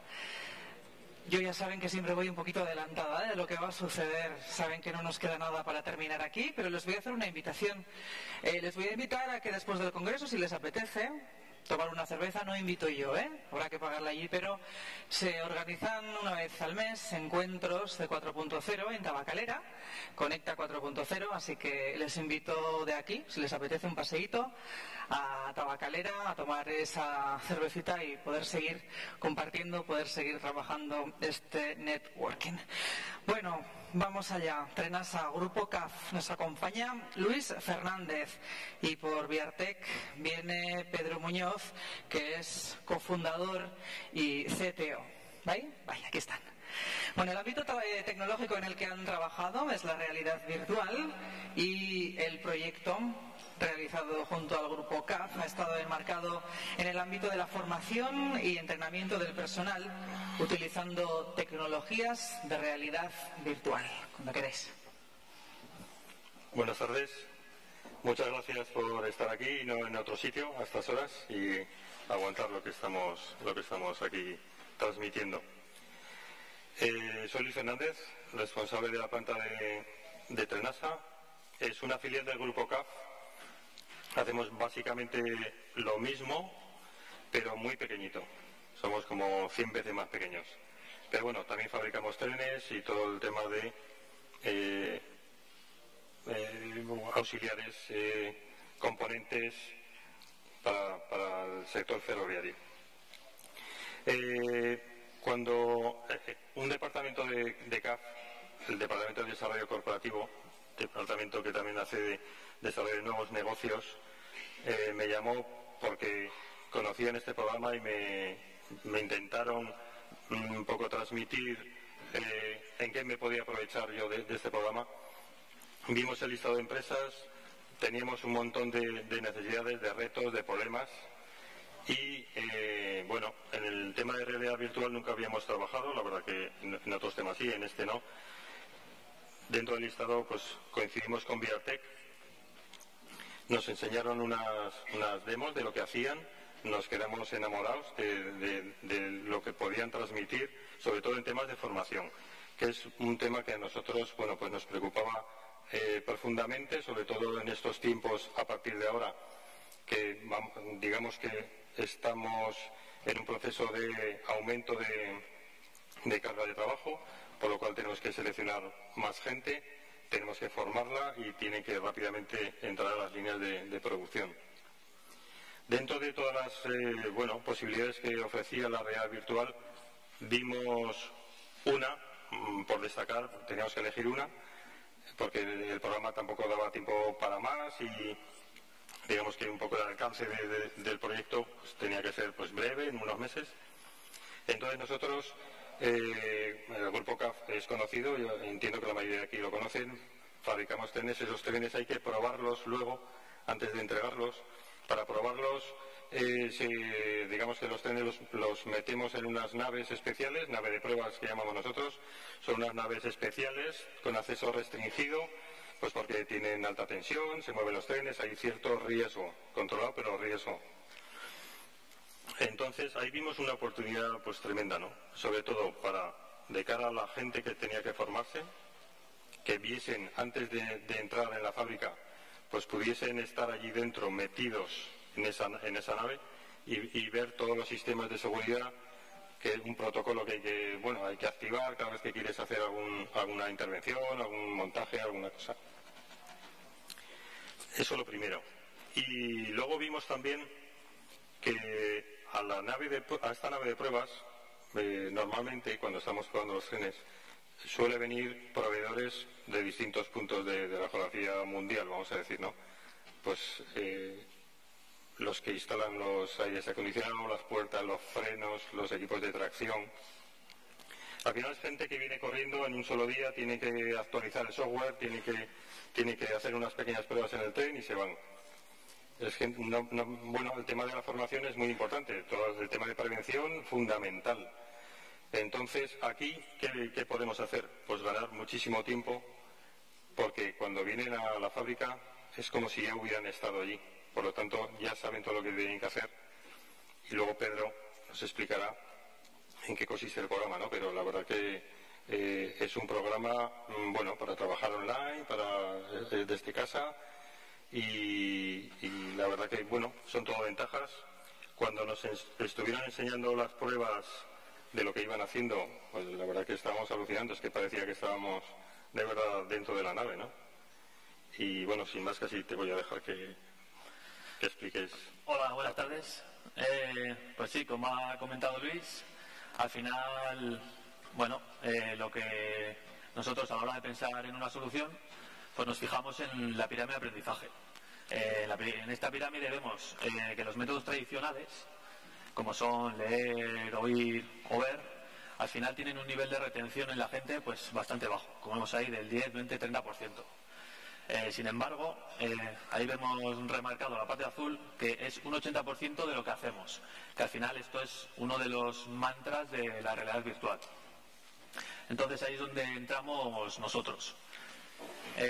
Nosotros, Viartec, somos expertos en realidad virtual y la solución que propusimos pues fue virtualizar tanto las instalaciones en este caso de Trenasa, como el procedimiento a llevar a cabo dentro de estas instalaciones. Y pues todo esto convergió pues en una plataforma para formación de trabajadores, una plataforma virtual. Esta es una pequeña captura de la pantalla donde se desarrolla la acción. Es la nave de pruebas de tal cual está en Castellón, en Trenasa. ¿Qué le aporta a los trabajadores una formación virtual? Pues al final los trabajadores pueden practicar como si estuviesen en la misma nave de pruebas, pueden practicar todas las veces que quieran. ¿Qué se consigue con esto? Pues una familiarización con el entorno y con el procedimiento de trabajo. Todo esto antes de incorporarse pues al puesto real. ¿Qué más tiene? Pues el trabajador va aprendiendo a medida que avanza en la aplicación, va aprendiendo de una forma pues bastante cómoda y bastante divertida. Esto se consigue unos niveles de retención y de asimilación mucho mayores que con las prácticas, pues si te dan en papel o si te lo están explicando. Y otra ventaja es que todo queda registrado, de modo que pues luego la persona encargada puede revisar todo lo que han hecho los trabajadores y de este modo se puede ver dónde han fallado o dónde han lo han hecho mejor y se puede corregir, se puede antes, como medida preventiva, puede corregir esos fallos. ¿Con esto qué se consigue? Pues al final una reducción de errores a la hora de realizar tu trabajo, lo que conlleva un aumento en la productividad. El estado actual del proyecto. Bueno, ahora os voy a poner un vídeo para que veáis un poco, os hagáis una idea de lo que es la simulación, de lo que van a ver los trabajadores. Cada trabajador se va a loguear, pues al final, para tener constancia de todo lo que ha hecho. Y aquí pues, te aparece un menú inicial donde se recogen todos los puntos del procedimiento de seguridad que hay que llevar dentro de la nave de pruebas. Hay una parte guiada, te va diciendo pues el procedimiento que tienes que hacer y tú tienes que hacerlo tal cual lo vas a tener que hacer cuando te presentes físicamente en tu puesto de trabajo. O sea, en este caso te está diciendo pues que tienes que bloquear la tensión en catenaria, por ejemplo, es un procedimiento súper importante y esto tiene una serie de pasos. Entonces al usuario se le plantea y se le está diciendo todos los pasos que tiene que hacer y él los tiene que hacer como si estuviese en la misma planta. Al final es eso, es pues que se vaya acostumbrando, que se vaya habituando a lo que es el procedimiento para cuando de verdad se tenga que enfrentar a él, pues bueno, ya tenga unas nociones, ya sepa un poco pues qué es lo que tiene que hacer y eso, intentar reducir los errores al mínimo posible.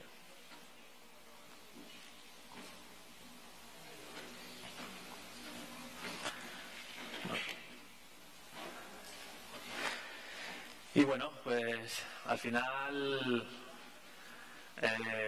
pues qué ventajas tiene para nosotros el haber podido trabajar pues con una empresa, en este caso pues tan grande pues como CAF. Pues sobre todo la oportunidad de poder probar y verificar pues nuestras soluciones. O sea, al final tienes algo demostrador, pero bueno, realmente cuando ves si funciona o no es pues cuando lo pruebas con eso, una empresa de gran entidad.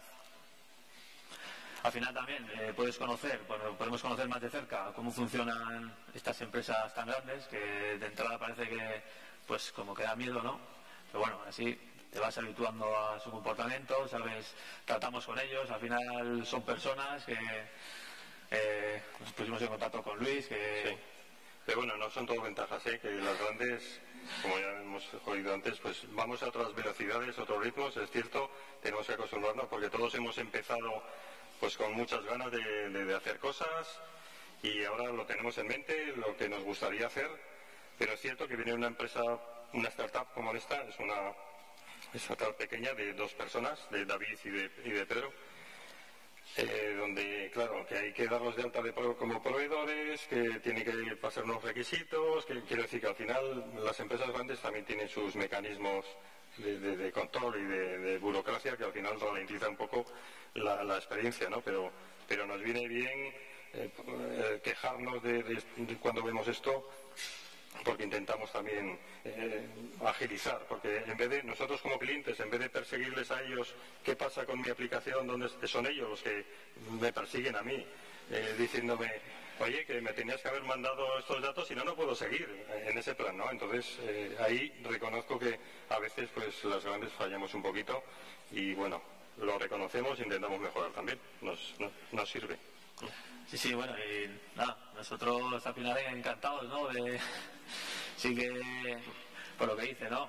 Nuestros tiempos de respuesta sí que son mucho más rápidos. Al final, una decisión llega a mí, lo discuto con mi compañero y ya está, y tomamos una decisión al momento casi. Sí. Pero bueno, nos saltamos toda la burocracia, ¿no? Que al final sí que es necesario que tengan pues, las grandes empresas, ¿no? Pero bueno, nosotros encantados de poder trabajar con una empresa como CAF. Al final eso es un demostrador que al final te genera mucha credibilidad, ¿no? Cuando pues dentro del mismo propio grupo CAF que vas a otras empresas o o con otras empresas que, bueno, dicen, ostras, estos han trabajado con CAF, pues bueno, será que algo hacen bien. Así que en ese aspecto nosotros... Muy bien. Y para nosotros también es una manera de testar nuevas tecnologías, de ver qué hay en el mercado. La verdad que, bueno, con este programa estamos encantados y vamos a seguir con ello. Pues nada más, ¿no? Sí. Nada, muchas gracias por vuestro tiempo. Gracias.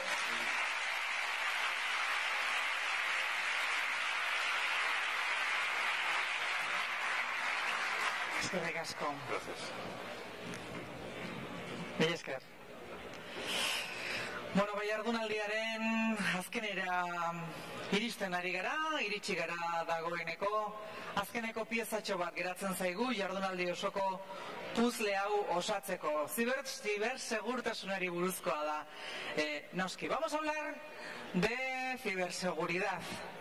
Como ya sabrán, el gobierno vasco ha puesto en marcha el Centro Vasco de Ciberseguridad y en los próximos minutos nos va a acompañar aquí en este escenario su director, Javier Dieguez. A Javier le hemos pedido dos cosas. Por una parte, que nos explique qué es el centro, qué están haciendo, cuáles son sus perspectivas. Esto es que nos cuente sus ideas, pero además a Javier le hemos pedido que conteste también a sus preguntas. Así que si les parece, primero le escuchamos y después tendremos una azafata con un micrófono que, bueno, no tienen más que alzar la mano, pedir la palabra y, como les decimos, aquí Javier contestará a sus preguntas. Eskerrik asko. Bueno, kaixo, arratsaldeon, eta, bueno, sorionak eusteko, egun gogorra izan da, luzea, baina, bueno, espero dut merezi duela. Buenas tardes a todos, gracias por aguantar, ha sido un día duro, largo, denso, pero vamos, esperamos que al menos merezca la pena y que esta última ponencia sea acorde también a la hora en la que estamos, pero que sea interesante, ¿no? He intentado preparar una presentación poco pesada, también por la heterogeneidad del escenario, del auditorio, porque habrá profesionales que estén más familiarizados con la TI y otros que estén un poco menos, ¿no? Me gustaría hacer una muy breve introducción de lo que es el Basque Cyber Security Center, aunque muchos de los que estáis aquí pues probablemente ya habréis leído o habréis oído. El Basque Cyber Security Center es una iniciativa transversal, es un proyecto de país, es un proyecto que involucra directamente a 4 departamentos del gobierno vasco: seguridad, educación, desarrollo económico e infraestructuras, gobernanza pública y autogobierno, y en el que además participan de manera directa y permanente 4 centros tecnológicos, 4 agentes de la red vasca de ciencia, tecnología e innovación, concretamente Tecnalia, el BECAM, Ikerlan y Bicomtec. El BECAM, para aquellos que no les suenen las siglas, es el Basque Center for Applied Mathematics, es el Centro Vasco de Matemática Aplicada. Como decía, es un proyecto transversal, es un proyecto que quiere llegar a toda la sociedad, con especial prioridad en las empresas. Nacemos en la SPRI no por casualidad, se quiere dar especial protagonismo a la industria, tanto desde un punto de vista de la oferta de servicios de ciberseguridad como desde un punto de vista de los demandantes de esos servicios, de la propia industria, en este caso de la industria de fabricación avanzada, con 2 objetivos. El primero de ellos es que se eleve el nivel de madurez de las protecciones de las infraestructuras de estas empresas y además que se permita el desarrollo de proyectos conjuntos, como hemos estado viendo aquí, que doten de cierto valor a esos otros componentes que se venden después en los mercados, ¿no? Está creciendo pues la exigencia de las regulaciones, de las leyes en ciertos mercados, y tenemos que aprender a cumplir esos requisitos y a diferenciarnos de nuestros competidores. El centro además tiene de su función tal vez más publicitada, como CSIRT, como CERT, como Centro de Respuesta a Incidencias, tiene una segunda función que trata de, como digo, de dinamizar la economía, en el emprendimiento, en la investigación, etcétera. Y como parte de ese trabajo, pues hay uno de los nodos que habéis visto en una de las charlas anteriores, cuando se hablaba del Digital Innovation Hub, que es el de ciberseguridad, ¿no? El año que viene estará en marcha. ¿Qué más? Educación. Bueno, esta mañana estábamos en la mesa, entre otros, con Jorge Arévalo. Jorge Arévalo también forma parte del comité y bueno, estamos trabajando también para que de una manera estructural los programas académicos vayan generando profesionales que tengan cierta sensibilidad con la ciberseguridad, pero también ciudadanos que, aunque no se dediquen profesionalmente a esto, estén mejor preparados para trabajar con dispositivos digitales o en entorno digital, ¿no? Y básicamente esto y la colaboración con el Chancha, como decía esta mañana en la mesa, ¿no?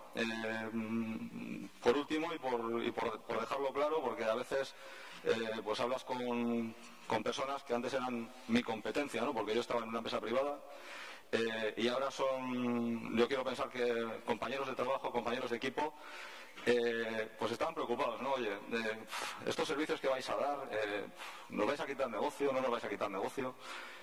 Pues no estamos aquí para competir con las empresas, estamos aquí para colaborar y sobre todo para dinamizar. No queremos ofrecer servicios que puedan suponer una merma de negocio a nuestras empresas, una merma de crecimiento, una merma de supervivencia. No estamos para eso. De hecho, también otra de las preocupaciones que había, joder, y para montar el equipo nos vas a quitar a la gente y tal. No, tampoco. Tampoco. Bueno, sin más, eso, que nos quedemos con la idea de que es una iniciativa transversal, que estamos naciendo, estamos poniéndonos de pie, y el año que viene yo creo que ya empezaremos a andar a buen ritmo. Espero que nos veamos por el camino y que vayamos colaborando. Y sin más, después de esta pequeña introducción, paso a lo que es la masterclass, que como digo, he intentado que no tenga un tono excesivamente técnico. Va a tener básicamente 3 apartados. Uno de ellos es, de manera muy ligera, escenificar cuál es el cambio de contexto, qué está pasando. En segundo lugar, pasaremos a, derivado de este cambio de contexto, cuáles son los riesgos que aparecen en el ámbito tecnológico y por qué esto es lo que justifica la ciberseguridad como un elemento de valor. No olvidemos que ciberseguridad no deja de ser la gestión de los riesgos digitales. Es decir, igual que hay gestión de riesgos en la dirección de las compañías, en el ámbito jurídico, en el ámbito financiero, hay que dar un paso más y pasar la gestión de riesgos al ámbito digital. Por último, me gustaría dar visibilidad de algunos ejemplos contextualizados de qué retos se plantean y sobre todo qué oportunidades aparecen, ¿no? Porque al final, fruto de este cambio, algunos ven barreras, obstáculos, dificultades y otros preferimos ver oportunidades. Bueno, esto es una evidencia. Cada vez las personas, los dispositivos, los negocios, hasta los gobiernos están más conectados. Están más conectados, antes no lo estaban, había una cierta sensación de oscuridad, de, bueno, a mí nadie me puede meter mano porque total, como no pueden llegar. Bueno, eso ha cambiado, se ha terminado. Y además, no solo eso, sino que está teniendo un impacto grandísimo en los sistemas de control de la seguridad física. Es decir, se están electronificando todos los sistemas de control de la seguridad física que, como sabéis, han sido siempre tradicionalmente y siguen siendo una de las grandes preocupaciones de las infraestructuras industriales. Aparece un nuevo escenario de trabajo. También en algunas de las charlas se ha mencionado, ¿no? Aparece la robótica colaborativa. Aparecen humanos conviviendo en espacios con robots, pero con una novedad. Esos robots ya no están fijos. Ya no tienen un brazo, están colgados y los humanos están desde lejos con unos mandos dirigiéndolos o programándolos. Coexisten en el espacio de trabajo, interactúan. Además son robots diferentes, son multipropósito, pueden adaptarse, pueden aprender. Es decir, están basados en inteligencia artificial. Todo esto veremos después que lleva a nuevos modelos de negocio que hay que proteger. Ha cambiado la manera de ofrecer y de consumir la tecnología. Hemos pasado a esa palabra que a mí tampoco me gusta, pero que bueno, que la voy a decir porque se entiende mejor, que es la servitización de la tecnología. Ya todo es as a service, todo está en la nube. Esto presenta una serie de dificultades, como decía antes, pero también una serie de oportunidades. Ha rebajado sensiblemente los costes de algunas de las protecciones, principalmente frente a los vectores de ataque más habituales. Estamos hablando del filtrado de correo, de la navegación saliente o de los portales de aplicaciones publicados hacia nuestros clientes, colaboradores, etcétera, ¿no? Por tanto, y como consecuencia de todo ello, la información pues pasa a ser el elemento central. La información se dice que es la materia prima del futuro Oímos hablar del Big Data, oímos hablar de la analítica, pero efectivamente la información pasa a ser un activo muy importante. Tenemos que protegerla, no solamente tal vez en el ámbito que más nos puede sonar, ¿no? Que como personas, como ciudadanos, que es el ámbito de la privacidad, de la confidencialidad, ¿no? Tenemos que preservar también otro tipo de dimensiones de la información. Tenemos que preservar, en muchos casos, la integridad. La integridad es la corrección y la completitud de la información, que es un aspecto fundamental e importantísimo, sobre todo cuando hablamos de la monitorización de plantas de fabricación. Que las alertas de las alertas del SCADA, del HMI, tengan una fiabilidad sobre lo que está pasando en planta es fundamental. Por lo tanto, los controles de integridad, como digo, cobran una especial relevancia, ¿no? La autenticidad. Hay, como digo, una serie de dimensiones de la ciberseguridad, porque esto no es algo monolítico, no es algo tan excesivamente homogéneo o concreto como se tiende a pensar, sino que es un campo de trabajo muy heterogéneo y muy transversal. Y por último, no es un riesgo, es una amenaza. El concepto romántico del hacker, que lo hacía por notoriedad, por luego ir y presumir de ello con sus amigos y tal, eso no existe. Se ha terminado. Se ha terminado. La actividad de ciberataque es profesional. Los motivos más habituales son crimen organizado, beneficio económico, claramente, influencia geopolítica o activismo por alguna causa social. Son los tres casos más habituales, más dramáticos. Y en el caso concreto de la parte de los dos primeros, de la geopolítica y el crimen organizado, estamos hablando siempre de organizaciones muy bien preparadas, muy potentemente financiadas y con unas capacidades tremendas, ¿no? Entonces, la gente pues se queda con el WannaCry, con lo que sale en los medios y tal. El problema no son los ataques que todo el mundo se da cuenta de que han pasado. El problema son aquellos que siguen pasando sin que nadie los detecte. Como digo, ataque profesional con un objetivo generalmente lucrativo o de influencia. Se acabó el romanticismo con este tema. ¿Qué nuevos riesgos o qué riesgos podemos identificar como los más relevantes dentro de lo que es el ámbito industrial, ¿no? El ámbito industrial tiene un perímetro complejo, un perímetro heterogéneo. Por un lado, tiene tangencia con lo que no es Operational Technologies, la red industrial, la red de campo, la red de control. Tiene una tangencia con lo que es la red de TI, la TI corporativa, los sistemas de compras, los sistemas ERP en general, los que todos conocemos, ¿no? De toda la vida. Ahí tiene un perímetro. Tenemos que ser capaces de entender que son ámbitos diferentes, con problemáticas diferentes, con criticidades diferentes y de naturaleza diferente. Y por lo tanto tenemos que entender cómo hay que separarlas.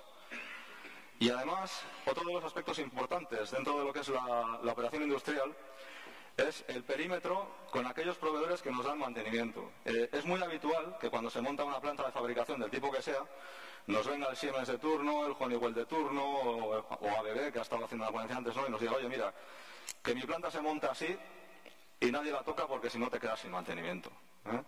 Entonces, ese te quedas sin mantenimiento lo que nos lleva es a hacer el mantenimiento con ese fabricante. Y eso lo que nos lleva es a dotarle de conexiones remotas para que en determinados momentos pueda diagnosticar, pueda remediar o pueda hacer lo que sea. Ese perímetro también hay que vigilarlo. No nos olvidemos que, aparte de que sea un fabricante con contrato, detrás de eso hay empleados que pueden estar más o menos contentos o que pueden tener unos u otros intereses.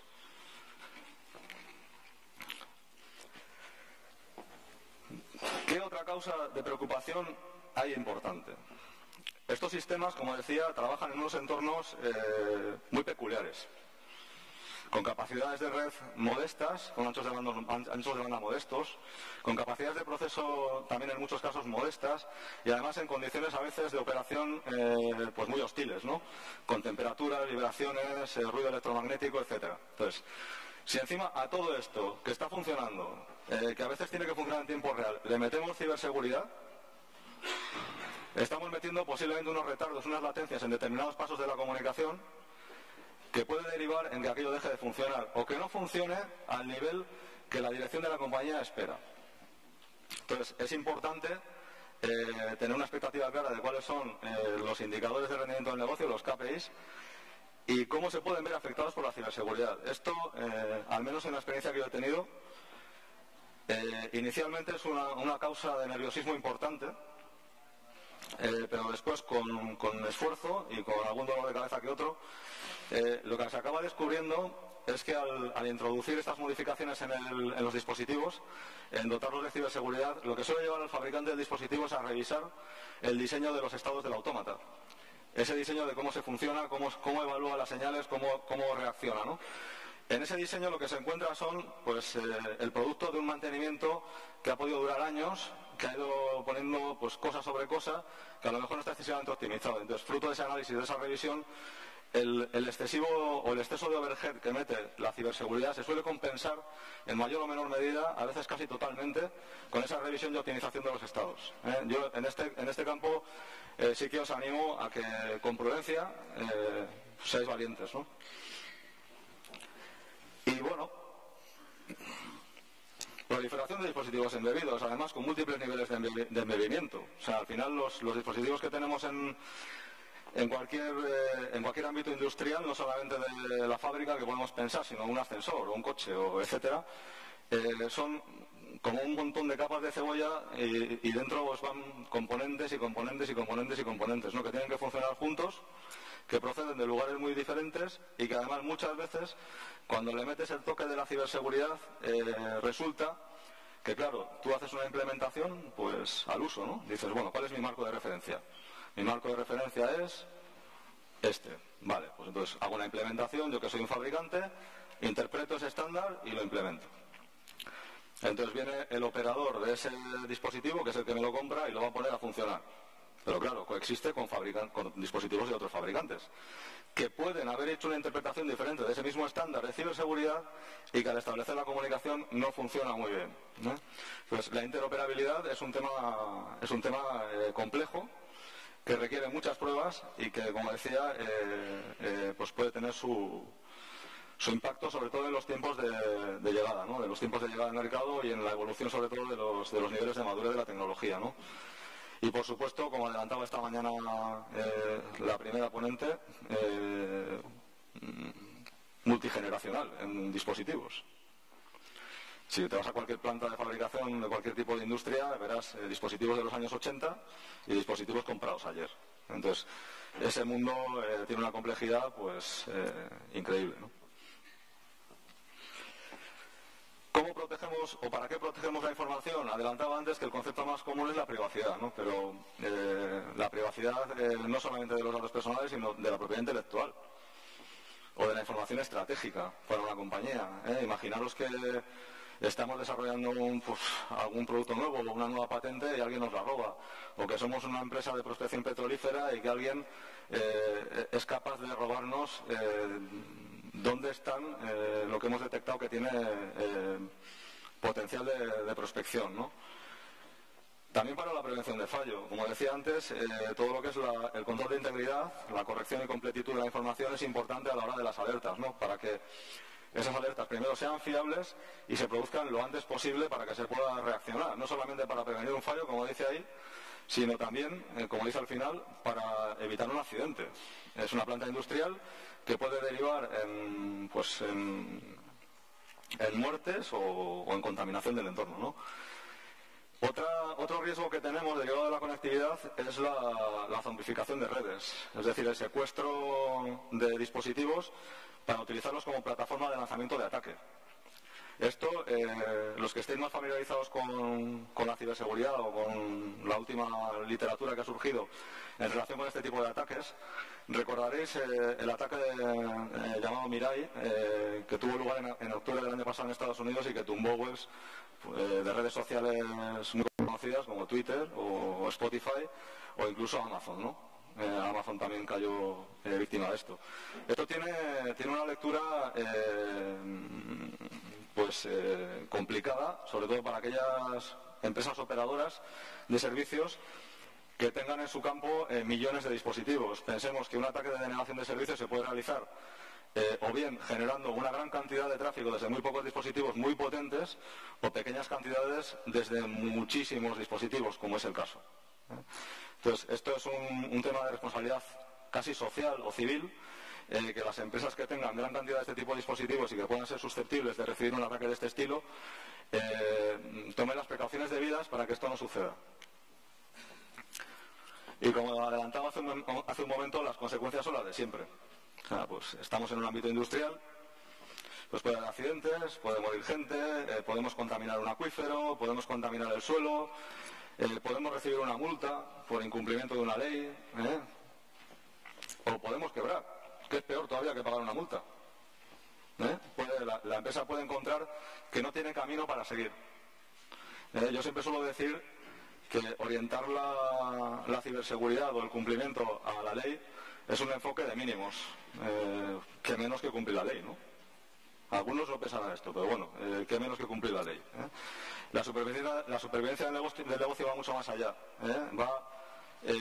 Si no hay una ley que me obligue a tomar estas precauciones, tengo que hacerlo para ser competitivo y para seguir vendiendo, para seguir pudiendo sobrevivir en el mercado.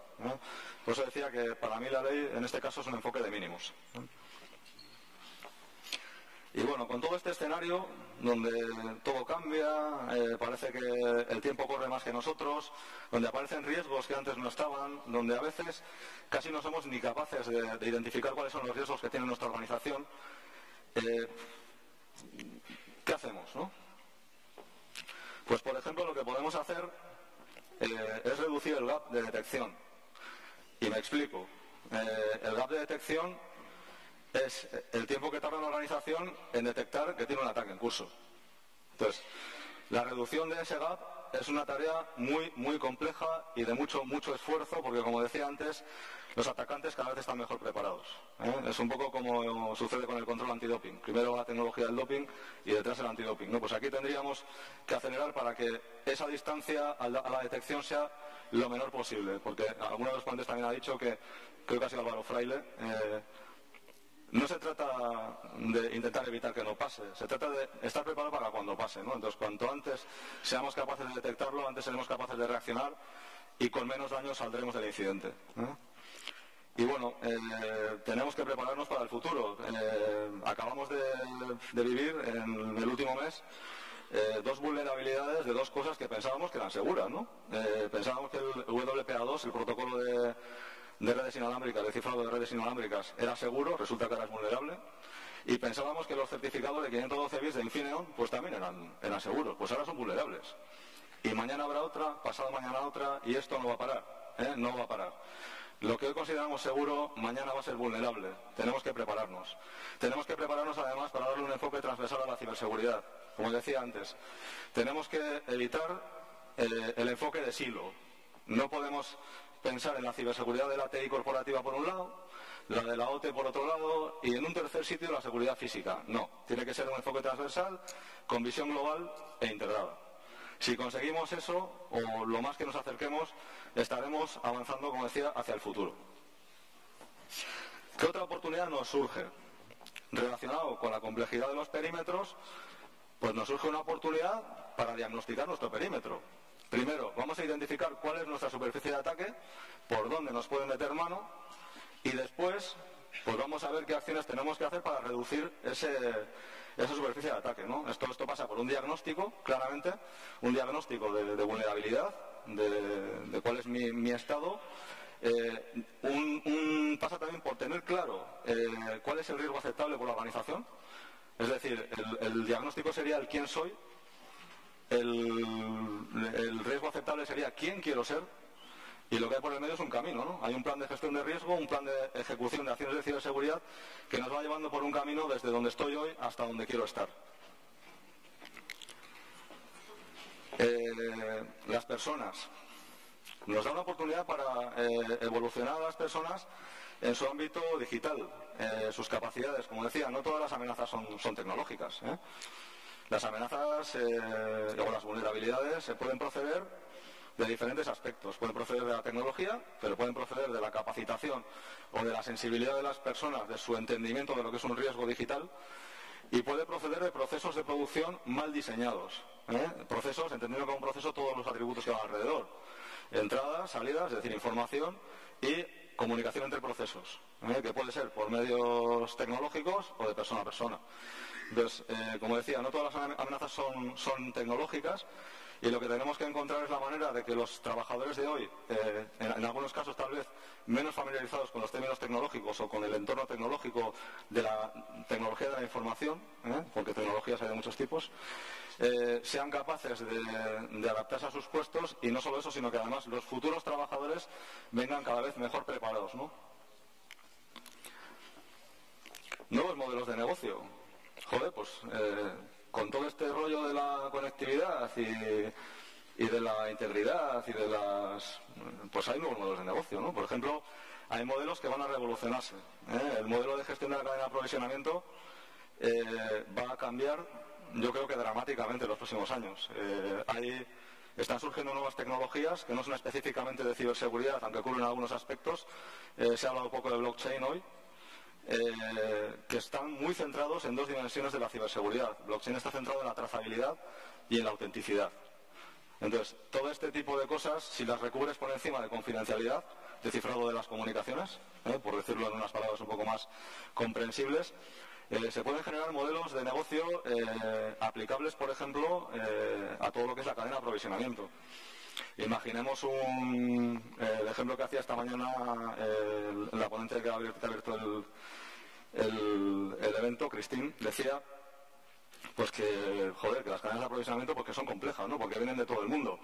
Entonces, si conseguimos ejecutar una trazabilidad que nos garantice, que nos dé confianza sobre de dónde viene, por qué pasos ha pasado, quién lo ha tocado, etcétera, etcétera, al final lo que conseguimos es una confianza en esa cadena de aprovisionamiento. Aquí el ejemplo que estaba haciendo Cristín se basaba en un iPhone, ¿no? Pero pensemos, por ejemplo, en la cadena que sigue lo que comemos, ¿no? La carne, por ejemplo, ¿no? O los cereales. Entonces, todo esto tiene aplicaciones en nuevos modelos de negocio, como digo. Y saliéndonos de la cadena de aprovisionamiento, hay otro negocio que probablemente va a cambiar en los próximos años, de hecho ya está cambiando en algunos países, que es el negocio del mantenimiento. Los grandes fabricantes industriales, como decía antes, tienden al mantenimiento cautivo, porque eso les da un negocio de recorrido, de futuro, no solamente de he vendido a vender otro. Es vendo y ahora tengo un recurrente permanente aquí durante 10 años, porque este me tiene que comprar el mantenimiento a mí. ¿Por dónde pasa eso? Bueno, pues eso pasa principalmente por tener una capacidad de que los dispositivos puedan identificarse para el uso de recursos en una red. Es decir, que cierto software solo pueda correr en mi hardware, que mi hardware solo pueda ejecutar ese software, y todo eso se basa, sobre todo en criptografía, en la gestión de claves. En todo el ciclo de vida de la gestión de claves, desde fábrica hasta la puesta en marcha en campo, ¿no? Generalmente claves asimétricas, pero hay otras que son menos exigentes en capacidad de cómputo y que están ayudando a que este nuevo negocio sea posible, ¿no? Esto genera, como digo, una cautividad importante en el mantenimiento, pero genera además otras oportunidades para el fabricante. Porque todo ese tipo de dispositivos que ya tengo controlados, que están corriendo solamente con lo que yo quiero y como yo quiero, están generando un montón de información de su operación y la están subiendo. Algunos dirán a la nube. Bueno, la están subiendo a un sitio donde la compañía fabricante o mantenedora lo puede interpretar. ¿Y qué consigue con eso? Pues consigue identificar averías antes de que se rompa la máquina. Consigue identificar patrones en el sentido de que hay ciertos componentes que cada ciertas horas de funcionamiento y siempre los mismos componentes en un porcentaje X se están deteriorando. Entonces retroalimento a fábrica, analizo por qué, mejoro esa fabricación y mejoro la fiabilidad. Esto en cuanto a lo que es la comunicación e interpretación. ¿Por qué seguridad? Porque la confidencialidad de esa información es importante. Es decir, a mí no me interesa que mis competidores sepan ni cómo funcionan mis equipos, ni qué información generan, ni cuántos estropean, para que no me hagan una publicidad que a lo mejor es más negativa de lo que yo quiero, etcétera, ¿no? Entonces, como decía, modelos de negocio nuevos. Dos ejemplos he puesto: gestión de la cadena de aprovisionamiento, mantenimiento cautivo y además, como eso, retroalimentación para mejorar la fabricación y hacer que se averíe menos. Esta mañana en la mesa adelantaba este tema, ¿no? Innovación, en maneras de hacer, en tecnología. la cautividad tecnológica o la dependencia tecnológica que tenemos en la Unión Europea, y Euskadi no es ninguna excepción, pues yo creo que a mí no me deja contento, ¿no? Porque al final depende de otras economías que en determinados momentos pues pueden ejercer cierta presión o cierto, llamémoslo chantaje, para poderlo ceder o blindar los precios, etcétera, ¿no? Entonces yo creo que no es buena idea o que no es cómodo depender de economías como China o como Rusia, que tienen fabricación de tecnología. No creo que sea una buena idea. Entonces yo creo que deberíamos poner el foco también en partiendo de a lo mejor otros agentes que estén siendo exitosos en la fabricación de tecnología, ponerle un poquito de nuestra parte para generar algo nuevo, ¿no? Entonces yo creo que la innovación tecnológica nos puede llevar a un paso o a un estado en el que ahora mismo no estamos en relación con la independencia o autonomía tecnológica de otras economías. Y bueno, también se pueden hacer pues proyectos que a lo mejor estamos trabajando en un escenario más pequeño, en una escala más pequeña, hacerlos más grandes, ¿no? En demostradores. El Digital Innovation Hub es un caso claro. Es decir, sí, estamos haciendo aquí algo, no sabemos muy bien cómo se va a comportar si esto de repente, en lugar de tener 1 o 2 clientes que tenemos ahora, pues tenemos 55, ¿no? Entonces, tenemos que ver cómo funciona esto en escalado. Tenemos que, gracias también a la generación de tantos datos, del famoso Big Data, que es, como decía antes, que es un sitio donde se puede analizar, es más fácil generar datasets suficientemente voluminosos para que las pruebas se hagan con datos de hoy. Lo que está pasando generalmente cuando se hacen proyectos de investigación es que los datos, los conjuntos de datos voluminosos tienen una cierta antigüedad y por lo tanto los resultados generalmente no son extrapolables, ¿no? Y no están preparados para cierto tipo de análisis.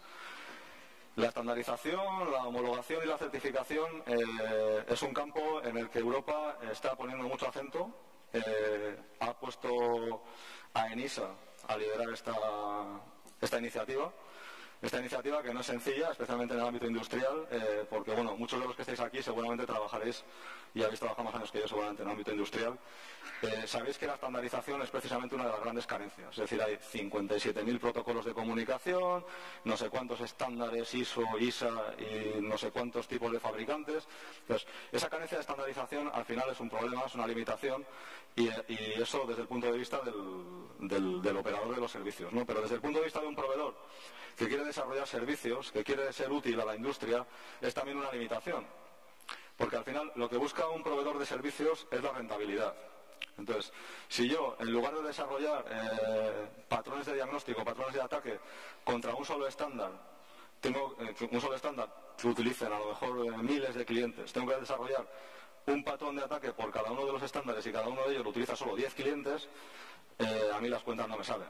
Entonces, abandono esa línea de trabajo, abandono el diagnóstico, y si no tengo diagnóstico, pues no tengo plan de acción y me quedo como estaba. Mi madurez no crece. Entonces, como digo, es una oportunidad importante de estandarización, homologación, certificación de productos, sobre todo certificación pensando en el reconocimiento de esa certificación alcanzada, ¿no? Porque al final que yo certifique un producto está bien siempre y cuando lo reconozca el mercado. Y el mercado internacional, es decir, yo si me planteo fabricar contadores de agua, hombre, mi mercado objetivo no va a ser Euskadi, mi mercado objetivo debería ser el mundo mundial, porque si no, pues vaya fabricante, ¿no? Que va a vender solamente 2 o 3 millones de contadores y ya se ha acabado, ¿no? No está ahí. Entonces el certificado que se alcance tiene que ser reconocible, tiene que ser algo que me permita romper barreras de mercado. Y eso es complejo, como decía, ENISA lo está liderando y va despacio, va despacio, además tienen sus pequeños rifirrafes en la web. Y bueno, hasta aquí lo que yo quería comentar. Tenía media hora, creo que he utilizado un poquito más, porque también quería dejar un pequeño espacio para preguntas. Y me gustaría, antes de iniciar el turno de preguntas, me gustaría sobre todo dejar claro lo que decía esta mañana, ¿no? Queremos que nos vean como un punto de encuentro, como alguien de confianza, como alguien con quien se puede colaborar. Y yo aquí, bueno, veo Basque Industry 4.0, Basque Cyber Security Center. A mí lo que me gustaría ver es un Basque Team, Basque Team, entre todos, los centros tecnológicos, las empresas, el gobierno, que todos seamos capaces de entender que alineamos nuestros esfuerzos en ciberseguridad, y es el gran cometido el gran reto que tiene el Centro Vasco de Ciberseguridad, o alineamos nuestros objetivos o somos pequeños y seguramente habrá otros más grandes que nos vayan a pasar por encima, ¿no? Y nada más, esto era lo que quería contaros. Ahora, si alguien quiere hacer alguna pregunta, muchas gracias por vuestra atención y muchas gracias por aguantar.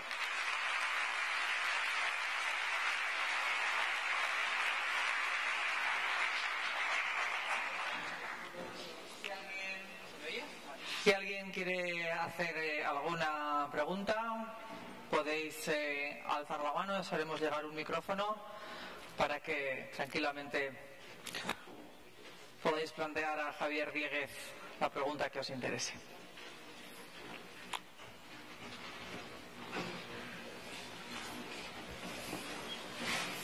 Si no se anima nadie, me arranco yo, pero...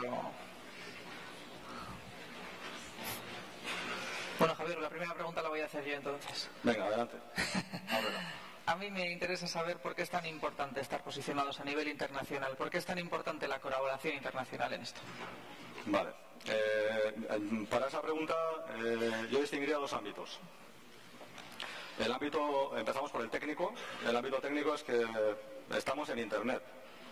Internet es global. Y yo creo que no se puede hacer una aproximación al problema de protegernos contra los riesgos de la conectividad en un ámbito menor que en el ámbito mundial. Entonces, la razón de hacer internacional, de establecer relaciones con otros organismos a nivel mundial, es precisamente la compartición de información. Es decir, que otros puedan ayudarnos a entender ciertos tipos de ataques que estén sucediendo y que en el futuro podrían suceder aquí, y viceversa, ¿no? Que nosotros, fruto de nuestra experiencia en alguna materia que seamos referentes o fruto de nuestra experiencia al recibir ciberataques, podamos enriquecer a otros que puedan estar pensando en que tienen una situación parecida y que potencialmente podrían sufrir ese ataque, ¿no? Ese sería un poco el enfoque técnico. Y luego está, yo diría, el enfoque comercial, ¿no? El enfoque comercial, es decir, yo creo que es importante que los mercados exteriores perciban a Euskadi como una marca vinculada a la ciberseguridad. Entonces, si no somos capaces de dar visibilidad hacia afuera de algo que mezcle Euskadi con ciberseguridad, difícilmente vamos a hacer atractivas las inversiones para que, con ayuda de otros que puedan aportarnos y enriquecernos, podamos desarrollar nuestra industria, ¿no? Que, como decía al principio, es el objetivo principal de todo esto. Qué recasco. ¿Alguno se anima? Espera, me voy a sentar, que igual es porque estoy muy alto. Si no, señal de que ha quedado todo muy claro, y nos despedimos. Nada. Pues listo. Eskerrik asko guztioi. Ha sido una estupenda jornada.